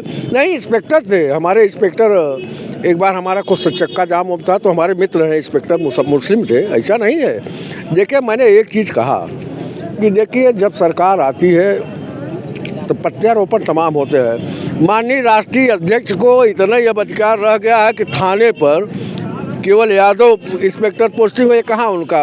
अब आप बताओ, कोई भी प्रधानमंत्री देखेगा कि थाने पर क्या हो रहा है? ये तो कहने की बात है। इतना पूरा प्रदेश देखेंगे कि हम वो जाकर के थाना और तहसील देखेंगे? ये तो देखिए, जहाँ जितना ज़्यादा पढ़े लिखे होंगे, किसी भी कौम की भागीदारी रहेगी। अगर ज़्यादा ब्राह्मण पढ़े लिखे अधिकारी हैं तो कौन स्थापित होगा, आप बता दीजिए। मुसलमान अगर ज़्यादा है तो कौन स्थापित होगा? इस बार चुनाव से पहले किसी भी पार्टी को मुसलमान का वोट लेना होता था तो मुसलमान की टोपी पहन लिया करती थी और वो गमछा डाल लिया करती थी। और इस बार चुनाव में ऐसा कुछ करता कोई पार्टी नहीं दिखती है। ठीक है, तो अखिलेश यादव जी मैं आप पे आऊँगा। अखिलेश यादव जी कब टोपी पहनेंगे? अखिलेश यादव जी तो टोपी पहने या नहीं पहने, भाजपा वाले टोपी पहनना शुरू कर दिए हैं। इसलिए उनको अब ये भय डर लग रहा है कि मुसलमान हरवा देगा। तो जो आप कह रहे हैं कि हाँ कि लोग टोपी पहनते हैं, अब भाजपा वाले जो जुमे भी टोपी नहीं पहनते वो अब टोपी पहन के टहलने लगे हैं कि हम भाजपाई हैं और टोपी पहन गए। एक मिनट आप देखिए, आप एक शब्द कह रहे हैं, टोपी पहनना कोई गुनाह नहीं है। एक बात, हमारी बात सुन लीजिए। अब आप इधर है उधर नहीं, टोपी पहनना गुनाह नहीं है। अगर हम गुरुद्वारे में जाएंगे तो गुरुद्वारे के परिवेश में जाएंगे, ये कोई गुनाह नहीं है भाई। वो धर्म अलग अलग है। अगर मैं मस्जिद में मैं भी जाता हूँ, मैं भी यूपी मेरी एक बात सुनिए। मेरे नेता की बात आप कर रहे हो ना, मैं समझ रहा हूँ। मैं भी जाता हूँ तो हमारे पास टोपी नहीं है तो मैं अपनी रुमाल बांधता हूँ। तो हमारे राष्ट्रीय अध्यक्ष जी अगर कहीं हम झटके से कहीं देखिए, हमारे तो सब हैं। हम ऐसा कोई ज़िले में मस्जिद नहीं है हाँ कि जहाँ मैं न गया हूँ। मैं हर जगह जाता हूँ, मत्था टेकता हूँ और मेरे स्वभाव में भी है। देखिए, इसको धर्म से नहीं जोड़ना चाहिए, धर्म से नहीं जोड़ना चाहिए। मेरे लिए भी वो आदरणीय पूजनीय स्थल है। और हमारे नेताजी, हमारे राष्ट्रीय अध्यक्ष जी जब जाते हैं, अगर मस्जिद में या कहीं जाते हैं तो उस परिवेश में तैयारी करके जाते हैं कि वहाँ हमको टोपी पहनना होगा। लेकिन जब जाएंगे टोपी पहनेंगे, कोई गुनाह नहीं है। आपका कहना? आप मुसलमान राजनीति और हिंदू राजनीति के परिप्रेक्ष्य में अगर बात कर रहे हैं, इन्होंने बहुत तेज़ी से आरोप लगा दिया कि मुसलमानों के लिए कांग्रेस ने कुछ नहीं किया। सर, मैं इस परिप्रेक्ष्य में इसलिए सवाल पूछा क्योंकि परिप्रेक्ष्य राजनीति में अभी है। बिल्कुल है। कांग्रेस पार्टी ने कभी हिंदू मुसलमान की राजनीति नहीं की। कांग्रेस पार्टी ने केवल और केवल हिंदुस्तान की राजनीति की है। अगर ऐसा था तो फिर जी मेरी बात सुन लीजिए। अगर ऐसा था, सुनिए, अगर ऐसा था तो राहुल गांधी जनेऊ क्यों पहन रहे थे? ऐसा था, इसीलिए बता रहा हूँ, ऐसा था। इस देश के राष्ट्रपति अगर डॉक्टर शंकर दयाल शर्मा जैसा ब्राह्मण बनता है तो फखरुद्दीन अली अहमद जैसा राष्ट्रपति भी इसी देश ने दिया, कांग्रेस पार्टी ने दिया। ज्ञानी जैल सिंह जैसा ईसाई भी। मेरा सवाल वो था जी, मेरा सवाल ये था कि अगर ऐसा हिंदू मुस्लिम की राजनीति कांग्रेस नहीं करती है नहीं तो राहुल गांधी जनेऊ पहन के क्यों दिखा रहे हैं? प्रियंका गांधी जी इलाहाबाद जाती हैं और जहाँ पे तीनों नदियाँ मिलती हैं वहाँ पे वो डुबकी मारती हैं। अच्छा। वो अपने आप को हिंदू बताने की कोशिश कर रहे हैं। क्या आपने नेहरू जी की वो तस्वीर देखी है जी, उसमें वो आम आदमी की तरह संगम में स्नान करते दिखे? आपने देखी होगी, आपने राजीव जी को भी देखी होगी, आपने तस्वीर देखी होगी पीवी नरसिम्हा राव जी की भी, आपने कांग्रेस के हर वरिष्ठ नेता, सांसद या मुख्यमंत्री या प्रधानमंत्री जो भी रहा है, जो जिस धर्म का मानने वाला है उस धर्म को मानता है। अगर राहुल गांधी राजीव गांधी के सुपुत्र हैं और उनके बाप गंगा स्नान किया करते थे, उनके नाना किया करते थे, उनकी माँ 14 के बाद जनेऊ क्यों दिखाना पड़ा? अगर वो कर रहे हैं तो इसमें अतिशयोक्ति क्या है, बुराई क्या है? और आरोप लगा देना, राहुल गांधी के ऊपर आरोप लगा देना जातिवादी होने का, अगर ये है तो निश्चित तौर पे ये मूर्खतापूर्ण प्रश्न है, क्योंकि राहुल गांधी ऐसा व्यक्ति बिल्कुल नहीं है, सब जानते हैं। सर, क्या अगर 2022 में सत्ता परिवर्तन होता है और जैसे कि समाजवादी पार्टी पे ऐसा अनुमान माना जाता है कि मोस्टली जो मुस्लिम वोट है वो समाजवादी पार्टी की तरफ जाएगा, एक कुर्सी तो यार, तो ये माना जा रहा है, तो मुस्लिम समाज की क्या डिमांड रहेंगी समाजवादी पार्टी से उनके भविष्य के लिए? यही नौकरी की डिमांड रहेगी। नेता किसी पार्टी यस, ये सब, ये कहीं जुड़े हैं, ये कहीं जुड़े हैं, ये कहीं जुड़े हैं, ये कहीं जुड़े हैं, चारों दल के हैं। ये जनता जो है जनता फ्री है, जनता फ्री। जहाँ आप टोपी सवाल किए थे, टोपी लगाना न लगाना, आज प्रधानमंत्री जाते हैं पंजाब तो क्या पहनते हैं, गुजरात जाते हैं कौन सी टोपी लगती है, यूपी आते हैं क्या लगता है, बनारस जाते हैं गिरवा धार पूरा साधु बन जाते हैं। ये तो आम परंपरा बना लिया सारे नेताओं ने। आपका नाम? फैयाज खान। सारे, अच्छा मेरी बात गलत तो नहीं है, सारे नेताओं ने परंपरा बना लिया है। रमजान में जाएंगे सफेद टोपी लगा लेंगे, यहाँ आएंगे तो पगड़ी बांध लेंगे, सही है, गलत तो नहीं है। अगर है सही तो उसको हाँ कहिए। सारे नेताओं ने ये ढकोसला मचाया, नौटंकी कर दिया है, देश को बर्बाद कर दिया। जवाब दे रहा हूँ, एक राजनीतिक रूप से टोपी पहनने वाले लोग उस जाति विशेष को टोपी पहनाने का काम करते हैं वोट के लालच में। आपका नाम सर? मोहम्मद सलीम खान। आप किस पार्टी से जुड़े हैं सर? पगड़ी नहीं दिखाता, जिसकी सरकार बनने जा रही है। जाने पगड़ी बांधे जी जी, हाँ बोलिए जी। तो हंडिया में जी आपके ही पार्टी के विधायक रहे थे जो अब समाजवादी पार्टी में चले गए, क्या विकास का कार्य करा है? हंडिया में विधायक बनाने वाले हाकिम लाल को, जो बहुजन समाज पार्टी से विधायक हुआ है, उसको बनाने वाले मैं ही हूँ, सलीम खान। जिस तरीके बनाना भी जानते हैं उस तरीके उसको जो है हराना भी जानता हूँ। आएगा क्षेत्र में तो बता दूंगा कि कैसे बनाया जाता है और कैसे हराया जाता है। और कुछ पूछना हो तो पूछ लीजिए। मीडिया के सामने है, पब्लिक मीटिंग नहीं हो रही है।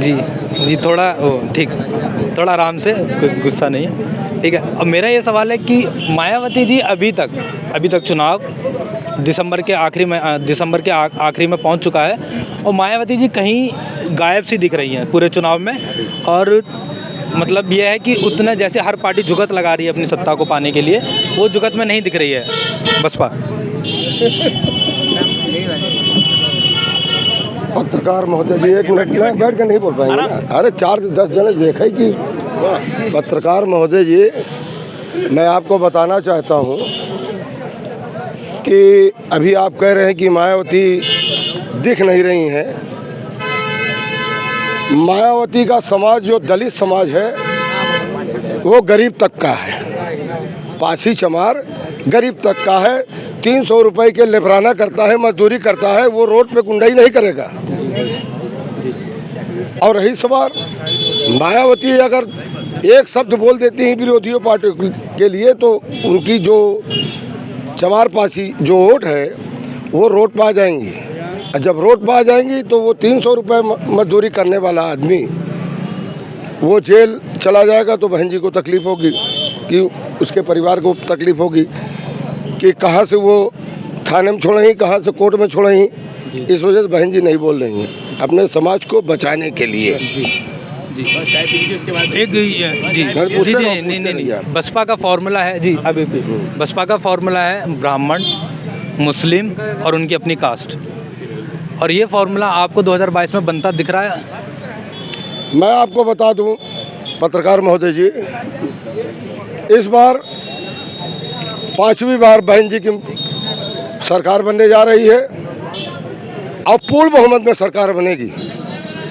मैं आपको विश्वास दिलाना चाहता हूं कि चाहे कांग्रेस हो, चाहे भाजपा हो, चाहे समाजवादी की सरकार रही हो, हम लोगों ने जब से होश संभाला था समाजवादी ही वोट देता था। तो हमारे साथ दोगला व्यवहार हो रहा है समाजवादी में। कैसे?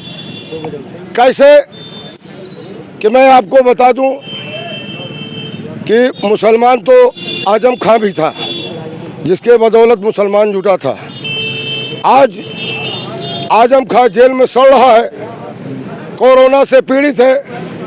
एक भी धरना प्रदर्शन समाजवादी के लोग कहीं नहीं किए। करना था कि नहीं करना था? मैं आपसे पूछ रहा हूं, करना था कि नहीं करना था? अभी समाजवादी पार्टी का कोई नेता, कोई यादव समाज का कहीं कोई बंद हो रहा है या जेल चला गया तो कितनी धरना प्रदर्शन होती है। मुसलमान जेल जा रहा है, घर गिराया जा रहा है, गोली से उड़ाया जा रहा है, कितनी हत्याएं हो गई, कहीं कुछ हुआ? खाली आप लूट लेना जानते हैं मुसलमानों का, मुसलमानों को मूर्ख बनाना जानते हैं। मुसलमान जाग चुका है। अब मुसलमान पूर्ण बहुमत से बहन जी की सरकार देखना चाहता है और किसी की सरकार नहीं देखना चाहता। जी जी जी जी जी जी सर, आप ही से दोबारा सवाल पूछेंगे कि अगर हंडिया में मान लीजिए अगर भविष्य में बसपा की सरकार बनती है जी, तो मुसलमान समुदाय के लिए बसपा क्या करेगी? जो भाजपा का काम अधूरा है, जो भाजपा का काम जो भाजपा वाले अधूरा किए हैं और समाजवादी वाले अधूरा किए हैं, बसपा उसको पूरा करेगी। नौकरी भी करेगी। क्या काम है वो? नौकरी। बसपा नौकरी दिलाएगी। 2 करोड़ नौकरी देने का भाजपा वाले ने वादा किया था। क्या नौकरी मिली? क्या 15 लाख मिला? पत्रकार महोदय जी, 15,000 रुपये मिला? क्या भाजपा ने दिया? और रही सवाल बसपा की पूर्ण बहुमत में सरकार बनने जा रही है, हज़मुन्ना त्रिपाठी चुनाव लड़ने जा रहा है। मुसलमान 25-30% है यहाँ पे, 25-30 हज़ार, ब्राह्मण 13,000 और लगभग वह 50-60 हज़ार दलित समाज। कौन यहाँ जीतेगा? जब हाकिम लाल बिंद यहाँ से चुनाव लड़ा तो वो 35,000 वोट थी। जब हम उसको विधायक बना सकते हैं तो यहाँ तो मुन्ना त्रिपाठी आया है 65,000 वोट लेके।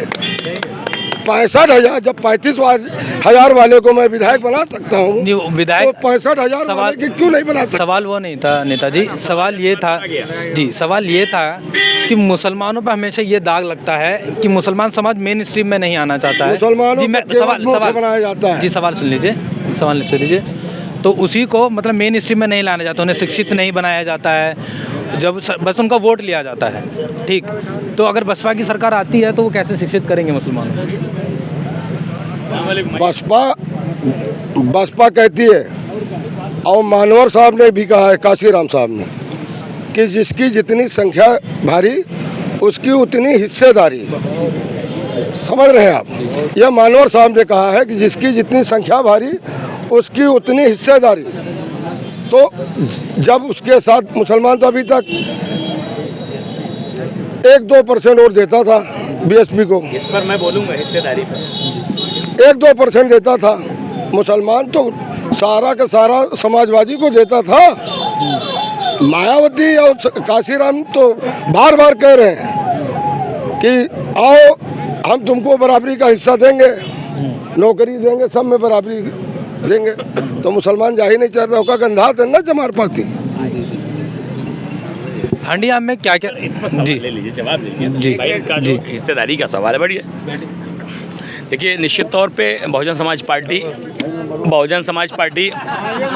बहुजन समाज पार्टी के नेता सलीम भाई ने एक बात कही जिसकी जितनी संख्या भारी उसकी उतनी हिस्सेदारी, लेकिन सच्चाई ये है कि बहुजन समाज पार्टी एक प्राइवेट लिमिटेड कंपनी है और उस कंपनी की एमडी सुश्री मायावती जी हैं। यहाँ मसला संख्या भारी नहीं है, यहाँ जिसकी जितनी थैली भारी वो सभी नेताओं पर भारी। बहुत बढ़िया जी, थैली भारी होनी चाहिए, संख्या कोई मायने नहीं रखती।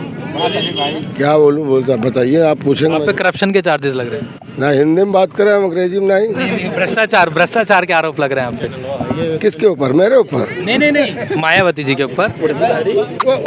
वो सारे नेताओं पर भारी। आप फिर पूछते रहिए, मैं जवाब दूंगा। एक एक शब्द पूछिए, एक एक जवाब देता रहूंगा। उनका मोटा मोटी ये कहने का मतलब है कि टिकट उसी को मिलती है जिसकी जो पैसे दे पाए। हमारी पार्टी जो है पूंजीपतियों की पार्टी नहीं है, और तीसरे नंबर की राष्ट्रीय पार्टी है हमारी। तीसरे नंबर की राष्ट्रीय पार्टी है, और पूरे भारत में चुनाव होता है। सरकार तो केवल उत्तर प्रदेश में बनती है, मगर चुनाव तो पूरे भारत में होता है, तो खर्च जाएगा। तो हम, अगर आप पूंजीपति हैं तो हम आपसे सहयोग लेते हैं, न कि और कुछ नहीं लेते। मैं आपसे सहयोग लूँगा कि आप हमारा ये काम करिए, और जो ये कह रहे हैं ये गलत कह रहे हैं। एक जी क्या कह रहे हैं? हो गया जी, हम भी बोलें। बोलिए। हम ये कह रहे हैं कि हमारे बसपा के नेता जो हैं ये कह रहे थे कि आजम खां के बारे में नहीं कर रहे हैं। हम ये कह रहे हैं 2007 से 12 तक जो है इन्हीं बसपा की सरकार थी। इनसे पूछिए कि अतीक अहमद उस वक्त कहाँ थे और खुद कहाँ थे इसी बसपा सरकार में। जो बसपा के साथ में हैं उसी बसपा के सरकार में खुद कहाँ थे और क्यों प्रताड़ित किए गए? अरे रुक जाओ, आपसे कोई नहीं पूछ रहा है, उन्हीं से पूछा जा रहा है कि आप जी, खुद बोलिए। कहाँ थे? इसी बसपा सरकार में प्रताड़ित किए गए, तब क्या ये मुसलमान नहीं थे? मत लगा। काहे नहीं ऑफ द रिकॉर्डिंग की बात है। अरे नहीं तो है, बहुत बुरा लग गया है। बोल दे तो बहुत बुरा लग गया है। बसपा की इसमें नाम मत लीजिए, व्यक्तिगत त्रिपाठी का नाम लीजिए, और किसी का नाम मत लीजिए।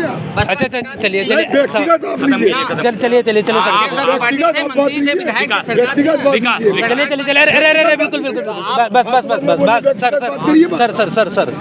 सर व्यक्तिगत बात करिए आप। सर मजबूत है, शांत रहो। चलिए सर जी मायावती की इसमें कोई कसूर नहीं है। जी नहीं कि हम तो है हराए हैं भाई। अब मैं उधर करें, हम तो है कि मेरे हंडिया में ये होना चाहिए। विकास क्या होना चाहिए? हमारे हंडिया में तो सबसे पहले वार्ड नंबर 11 की ये रोड है, आप देख लो।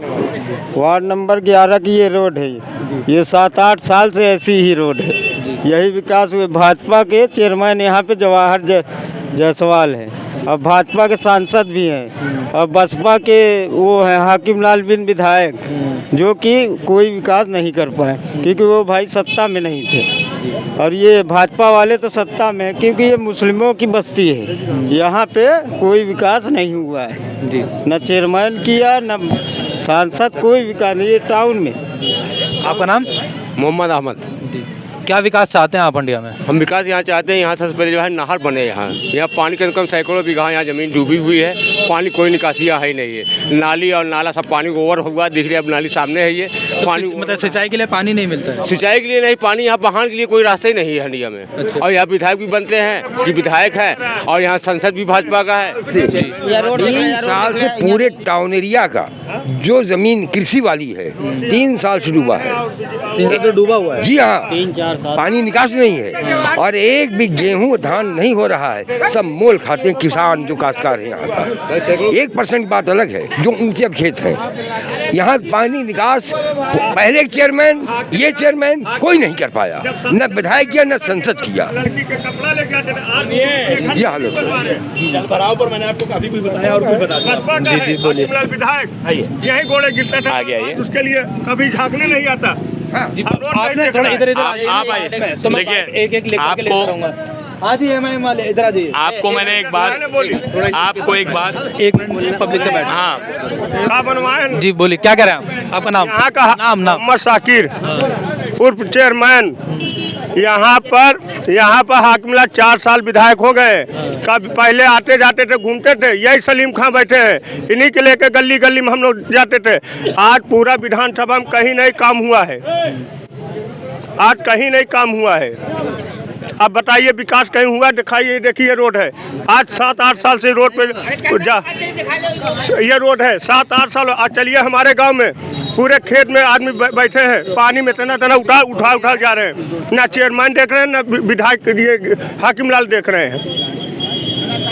क्या कह रहे थे आप? क्या कह रहे थे? हम कुछ नहीं कर रहे थे, हम तो कह रहे थे वर्तमान चेयरमैन जो बताया भूतपूर्व, उसमें कार्यकाल कुछ नहीं हुआ है और ना हुआ है, कोई बात नहीं थी। कुछ कहना चाह रहे हो सर? क्या भाई 2 करोड़ टिकट खरीदे हैं, उनके पार्टी से टिकट पाए पूरे। हम बताते हैं आपको। जी, आपको पहले भी बताया कि हंडिया में विकास के नाम पर कुछ भी नहीं है। हंडिया में कहीं पर ऐसा स्थान नहीं है जिससे रोज़गार मिल सके। आपको पहले मैं बता चुका, सड़क नाली खड़ंजा को अगर विकास माना जाए तो उस विकास के पैमाने पर भी जीरो हैं। शिक्षा का स्तर बिल्कुल नीचे है, लोगों के पास कमाई का साधन नहीं है, बीड़ी मजदूरी और जो लेबर क्लास है इसके अलावा यहाँ पर कोई काम नहीं है। उसमें भी जिस तरीके से जो लूटे, जैसे जो महाजन जिस तरह से लूटते हैं, उसमें वो लोग छोड़ने का प्रयास कर रहे हैं। लोग धंधा अपना छोड़ रहे हैं, लोग दिल्ली बम्बई जाने को मजबूर हैं, युवा पढ़ाई बीच में छोड़ करके सऊदीया जाने पे मजबूर है, ट्रक का ड्राइवर बन रहा है, कहीं खलासी बन रहा, कहीं लोहा पीट रहा। बहुत भयावह स्थिति है। आने वाला समय हंडिया का युवा, हंडिया का नौजवान अगर समझ बूझ के वोट नहीं करेगा, अगर ऐसे ही जातिवाद के आधार पे वोट करता रहा, अपनी ढपली अपना राग पीटता रहा, तो निश्चित तौर पे आने वाला नुकसान जो आज है इसका 5 गुना और नुकसान उनको होने वाला है। आखिरी सवाल करके ख़त्म करते हैं। अब आपसे लेते हैं, फिर पब्लिक से बैठ लेके ख़त्म करते हैं। अगर कांग्रेस सत्ता में आती है तो कांग्रेस क्या बदलाव करेगी? मैंने आपको बताया कि आज़ादी के बाद, भारत के आज़ादी के बाद जो भारत के नवनिर्माण का दौर शुरू हुआ, उस दौर का हमारा पॉलिटेक्निक आपको आज दिखाई पड़ जाएगा। उसके बाद लाल बहादुर शास्त्री जी का बनाया हुआ आयुर्वेद डिग्री कॉलेज आपको दिखाई पड़ जाएगा। जी, हमारे बाप दादाओं ने उसमें ज़मीनें दान की हैं। पॉलिटेक्निक हो, आयुर्वेदिक हो, NIC हो या महर्षि मुलायम सिंह यादव डिग्री कॉलेज बना हो, सब में दान की है ज़मीनें। हमारे दादा ने पढ़ाया भी जा करके है। हम लोगों को पीड़ा होती है आज कैसे लोगों का कब्जा है उन संस्थानों पर। उसके बाद हंडिया में कुछ भी नहीं हुआ। अगर हंडिया क्षेत्र, हंडिया के लोग कांग्रेस पार्टी पर भरोसा करते हैं और उत्तर प्रदेश में कांग्रेस पार्टी की सरकार बनती है, तो निश्चित तौर पे सबसे पहला जो काम शिक्षा को बढ़ाने का है वो होगा। और उसके बाद जो हमने आपसे बताया कि हंडिया में बड़ा पोटेंशियल है, यहाँ का नौजवान बहुत कुछ कर सकता है। यहाँ हाईवे है, यहाँ रेलवे है, यहाँ गंगा है, प्रचुर मात्रा में भूमि है, सूक्ष्म मंत्रालय, भारत सरकार, भारी उद्योग मंत्रालय, UPSIDC या फिर जो भी और संस्थान जो काम करते हैं, चाहे प्राइवेट सेक्टर की, चाहे क्या नाम है गवर्नमेंट सेक्टर का, अगर कुछ भी काम हो सकता है वो कांग्रेस के नेतृत्व से कह के लड़ भीड़ करके हम लोग यहाँ लाने का काम करेंगे। यहाँ के लोगों को रोज़गार की ज़रूरत है, यहाँ के लोगों को पेट भर भोजन की ज़रूरत है, और भोजन और रोज़गार और शिक्षा, ये मूलभूत जो चीज़ें हैं उससे हम लोग बहुत पीछे हैं। और ख़ास तौर से आपको बता करके ख़त्म करिए जी, हम ख़ास तौर से आपको बता दूं कि कांग्रेस पार्टी ने हमेशा किसानों के साथ खड़े होने का काम किया, नौजवानों के साथ खड़े होने का काम किया, महिलाओं के साथ उनको मजबूत करने का काम किया। और कांग्रेस के नेतृत्व में सरकार बनती है तो जैसे हम पंजाब में या छत्तीसगढ़ या राजस्थान में सरकार चला रहे हैं, उसी तरीके की स्वच्छ राजनीति करने का और सरकार देने का प्रयास करेंगे। आपका आखिरी क्या कहना चाहिए जनता के लिए, हंडिया की जनता को? देखिए, अगर समाजवादी पार्टी की सरकार बननी तय है और सरकार बनेगी, हमारे अकमल भाई ने कहा कांग्रेस को अभी उसमें चल रहा है, क्या कहते हैं, हाँ कांग्रेस की स्थिति भाई ऐसी नहीं है। करम भाई की बात तो अकमल भाई की, हमारी 2022 में हमारे राष्ट्रीय अध्यक्ष के नेतृत्व में समाजवादी पार्टी की सरकार बनने जा रही है और सरकार के साथ जनता का रुझान भी है। सर्व समाज के लोग चाहते हैं कि समाजवादी पार्टी की सरकार बने। रही बात आप बसपा की कर रहे हैं, बसपा को तो सर्वविदित है, जो आदमी पैसा 2 करोड़ रुपया दे करके टिकट लेगा तो पहले स्वयं लूटेगा। इतिहास में यहाँ से पूर्व मंत्री रहे राकेश दत्त त्रिपाठी बहुजन समाजवादी पार्टी से, उसको पूरे हंडिया विधानसभा की अस्तित्व को उन्होंने नीलाम कर दिया है। वो मिनिस्टर रहे, रायबरेली में उनकी गाड़ी गिरफ्तार हो गई पैसे से लदी। आज बहुजन समाज पार्टी का जो प्रत्याशी है उन्हीं का भतीजा है। हंडिया में मेरी एक बात, पूरी बात होने दीजिए, तब आप फिर प्रश्न करिए। तो समाजवाद, मैंने एक पहले भी कहा है और आज भी मैं कह रहा हूँ, समाजवादी का व्यक्ति कभी जो है ना तो अपराधी हो सकता है ना लुटेरा हो सकता है। मैं कांग्रेस की बात नहीं कर रहा हूँ, कांग्रेस की बात मैं नहीं कर रहा हूँ, लेकिन समाजवादी पार्टी, व्यक्तिगत मैं अपने पार्टी की बात कर रहा हूँ। समाजवादी पार्टी सर्व समाज की पार्टी है। और जो आपने, रुकिए अभी आप बात कर लीजिए, अभी आपने कहा है कि उनकी अबू मुसलमान में अभी हमारे नेता डिप्टी सीएम की हैसियत से रहते थे, जिसकी बात आप कर रहे हो। माननीय आजम खां जी को अखिलेश या मुलायम सरकार में डिप्टी सीएम की हैसियत से उनको रखा जाता था। उनके मान सम्मान में पूरे प्रदेश में, पूरे प्रदेश के जितने भी कार्यालय हैं, अगर कहीं माननीय मुलायम सिंह जी या माननीय अखिलेश जी की फ़ोटो है तो माननीय उनकी भी फ़ोटो है। आज दूसरी बात आप आ जाइए, आज वो जेल में है, लेकिन अबू आजमी महाराष्ट्र के प्रदेश प्रभारी है, प्रदेश अध्यक्ष हैं, लेकिन पूरे जितना उनका सम्मान है मुसलमान में, जितना उनको हमारे पार्टी में सम्मान है, वो एक मिसाल है। प्रदेश में 22% मुसलमानों में एक नेता नहीं मिला, महाराष्ट्र से लाए हैं। सारी देख के आयात करके। ऐसा न बोलिए अकमल, देखिए ऐसा न बोलिए। देखिए मैं आपको बताना चाहता हूँ, मेरी एक बात सुनिए, मैं एक बात कर रहा हूँ कि जो बात काम की बात नहीं हम कर रहे हैं। अबू मैं एक मिसाल दे रहा हूँ, मैं एक मिसाल दे रहा हूँ कि मुसलमानों का सम्मान नहीं है। क्या महाराष्ट्र में अबू आजमी को प्रदेश का अध्यक्ष बनाया गया है समाजवादी पार्टी का? ये सम्मान नहीं है। मैं एक बात कह रहा हूँ, लाया नहीं गया है, वो महाराष्ट्र में है, आप यहाँ नहीं ले आया गया। देखिए, मुलायम सिंह यादव जी के समाजवाद, अखिलेश यादव जी के समाजवाद और लोहिया जी के समाजवाद में जमीन और आसमान का फर्क है। लोहिया जी का समाजवाद के 4 पाए, जैसे हम इस कुर्सी पर बैठे हैं, इसके 4 पाए कहते हैं। पूंजीवाद का विरोध करते हैं, परिवारवाद का विरोध करते हैं, जातिवाद का विरोध करते हैं और अपराध का विरोध करते हैं। ये लोहिया का समाजवाद कहता है। लेकिन मुलायम सिंह यादव और अखिलेश यादव का समाजवाद इन्हीं के विपरीत 4 पैरों पर टिका हुआ है, जिसमें जातिवाद भी है, जिसमें अपराध भी है, जिसमें पूंजीवाद भी है और जिसमें परिवारवाद भी है। ये झूठा समाजवाद है। और मुसलमान या यादव या बिरादरीवादी राजनीति करना, मैंने कहा भारतीय संविधान का इन लोग अपमान करते हैं, और ऐसे लोगों का जो संविधान के साथ घात करे, पाप करे, सपा और बसपा भाजपा के लोग, इनको पवित्र होने की आवश्यकता है। सर, आप आखिरी बयान क्या देंगे हंडिया के लोगों के लिए? अभी पंडा महाराज ने कहा था, बड़े भाई हैं हमारे, कहा था कि अबू आजमी मुंबई से अवध हैं। हम कहते हैं प्रचार प्रदेश अध्यक्ष हैं। अच्छा, प्रदेश अध्यक्ष तो आ रहे हैं।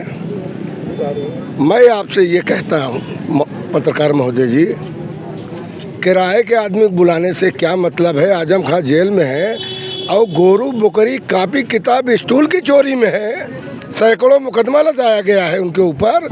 उनको क्यों नहीं बाहर कर रहे हैं आप? किराए के पल्लू के क्यों बुला रहे हैं अबू आदमी? क्या मैं आपको विश्वास देना चाहता हूँ, इस बार पूर्ण बहुमत में 5वीं बार बहन जी की सरकार बनने जा रही है। इसमें कोई रोक टोक नहीं है, पूर्ण बहुमत में सरकार। भारतीय जनता पार्टी के समर्थन देता है। जी चलिए मैं अंत करता हूँ। जी नहीं, ख़त्म करता हूँ। जी तो ये थे हमारे साथ हंडिया की जनता। जी आप जी बोलिए। मैं राजनीतिक पक्ष नहीं हूँ, मैं एकदम स्वतंत्र हूँ, किसी पार्टी की मैं आदमी नहीं हूँ। आप पूछना क्या चाहेंगे, फिर उसका जवाब हम दें। जी मैं यही पूछना चाहता हूँ कि क्या समस्याएं हैं जो हंडिया में अभी तक समस्याएं जो बनी हुई हैं? ऐसा है, शिक्षा, कॉलेज तो बहुत हैं, इन बच्चों को वो चीज़ नहीं मिल पा रहा जो पढ़ सकें। क्यों? बेरोजगार हैं।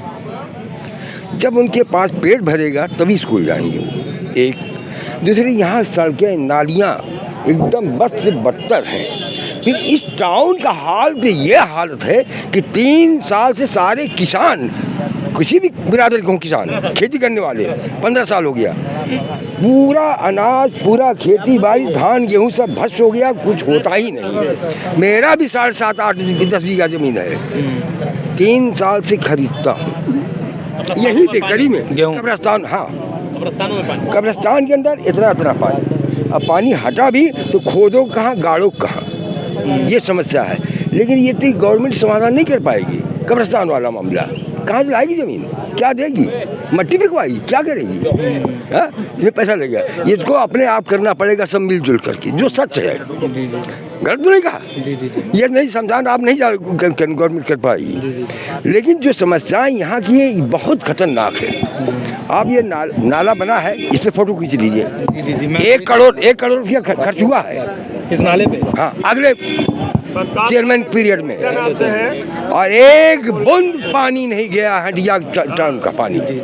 ये देख लीजिए नाला, इधर आ जाइए। 1 करोड़ रुपया 10 मिनट खर्च हुआ इस नाले में, और एक बूंद पानी नहीं गया।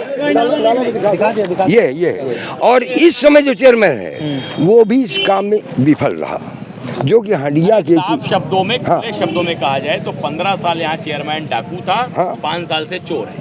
बस। और आप मैं ये कह रहा हूँ, नाम बताइए पहले। मोहम्मद साकिब उर्फ बबलू चेयरमैन। जी, मैं ये कह रहा हूँ कि इनको दिल्ली भेजिए या लखनऊ मोदी योगी के पास, चेयरमैन साहब को और हाकिम लाल को भी, उनको भी।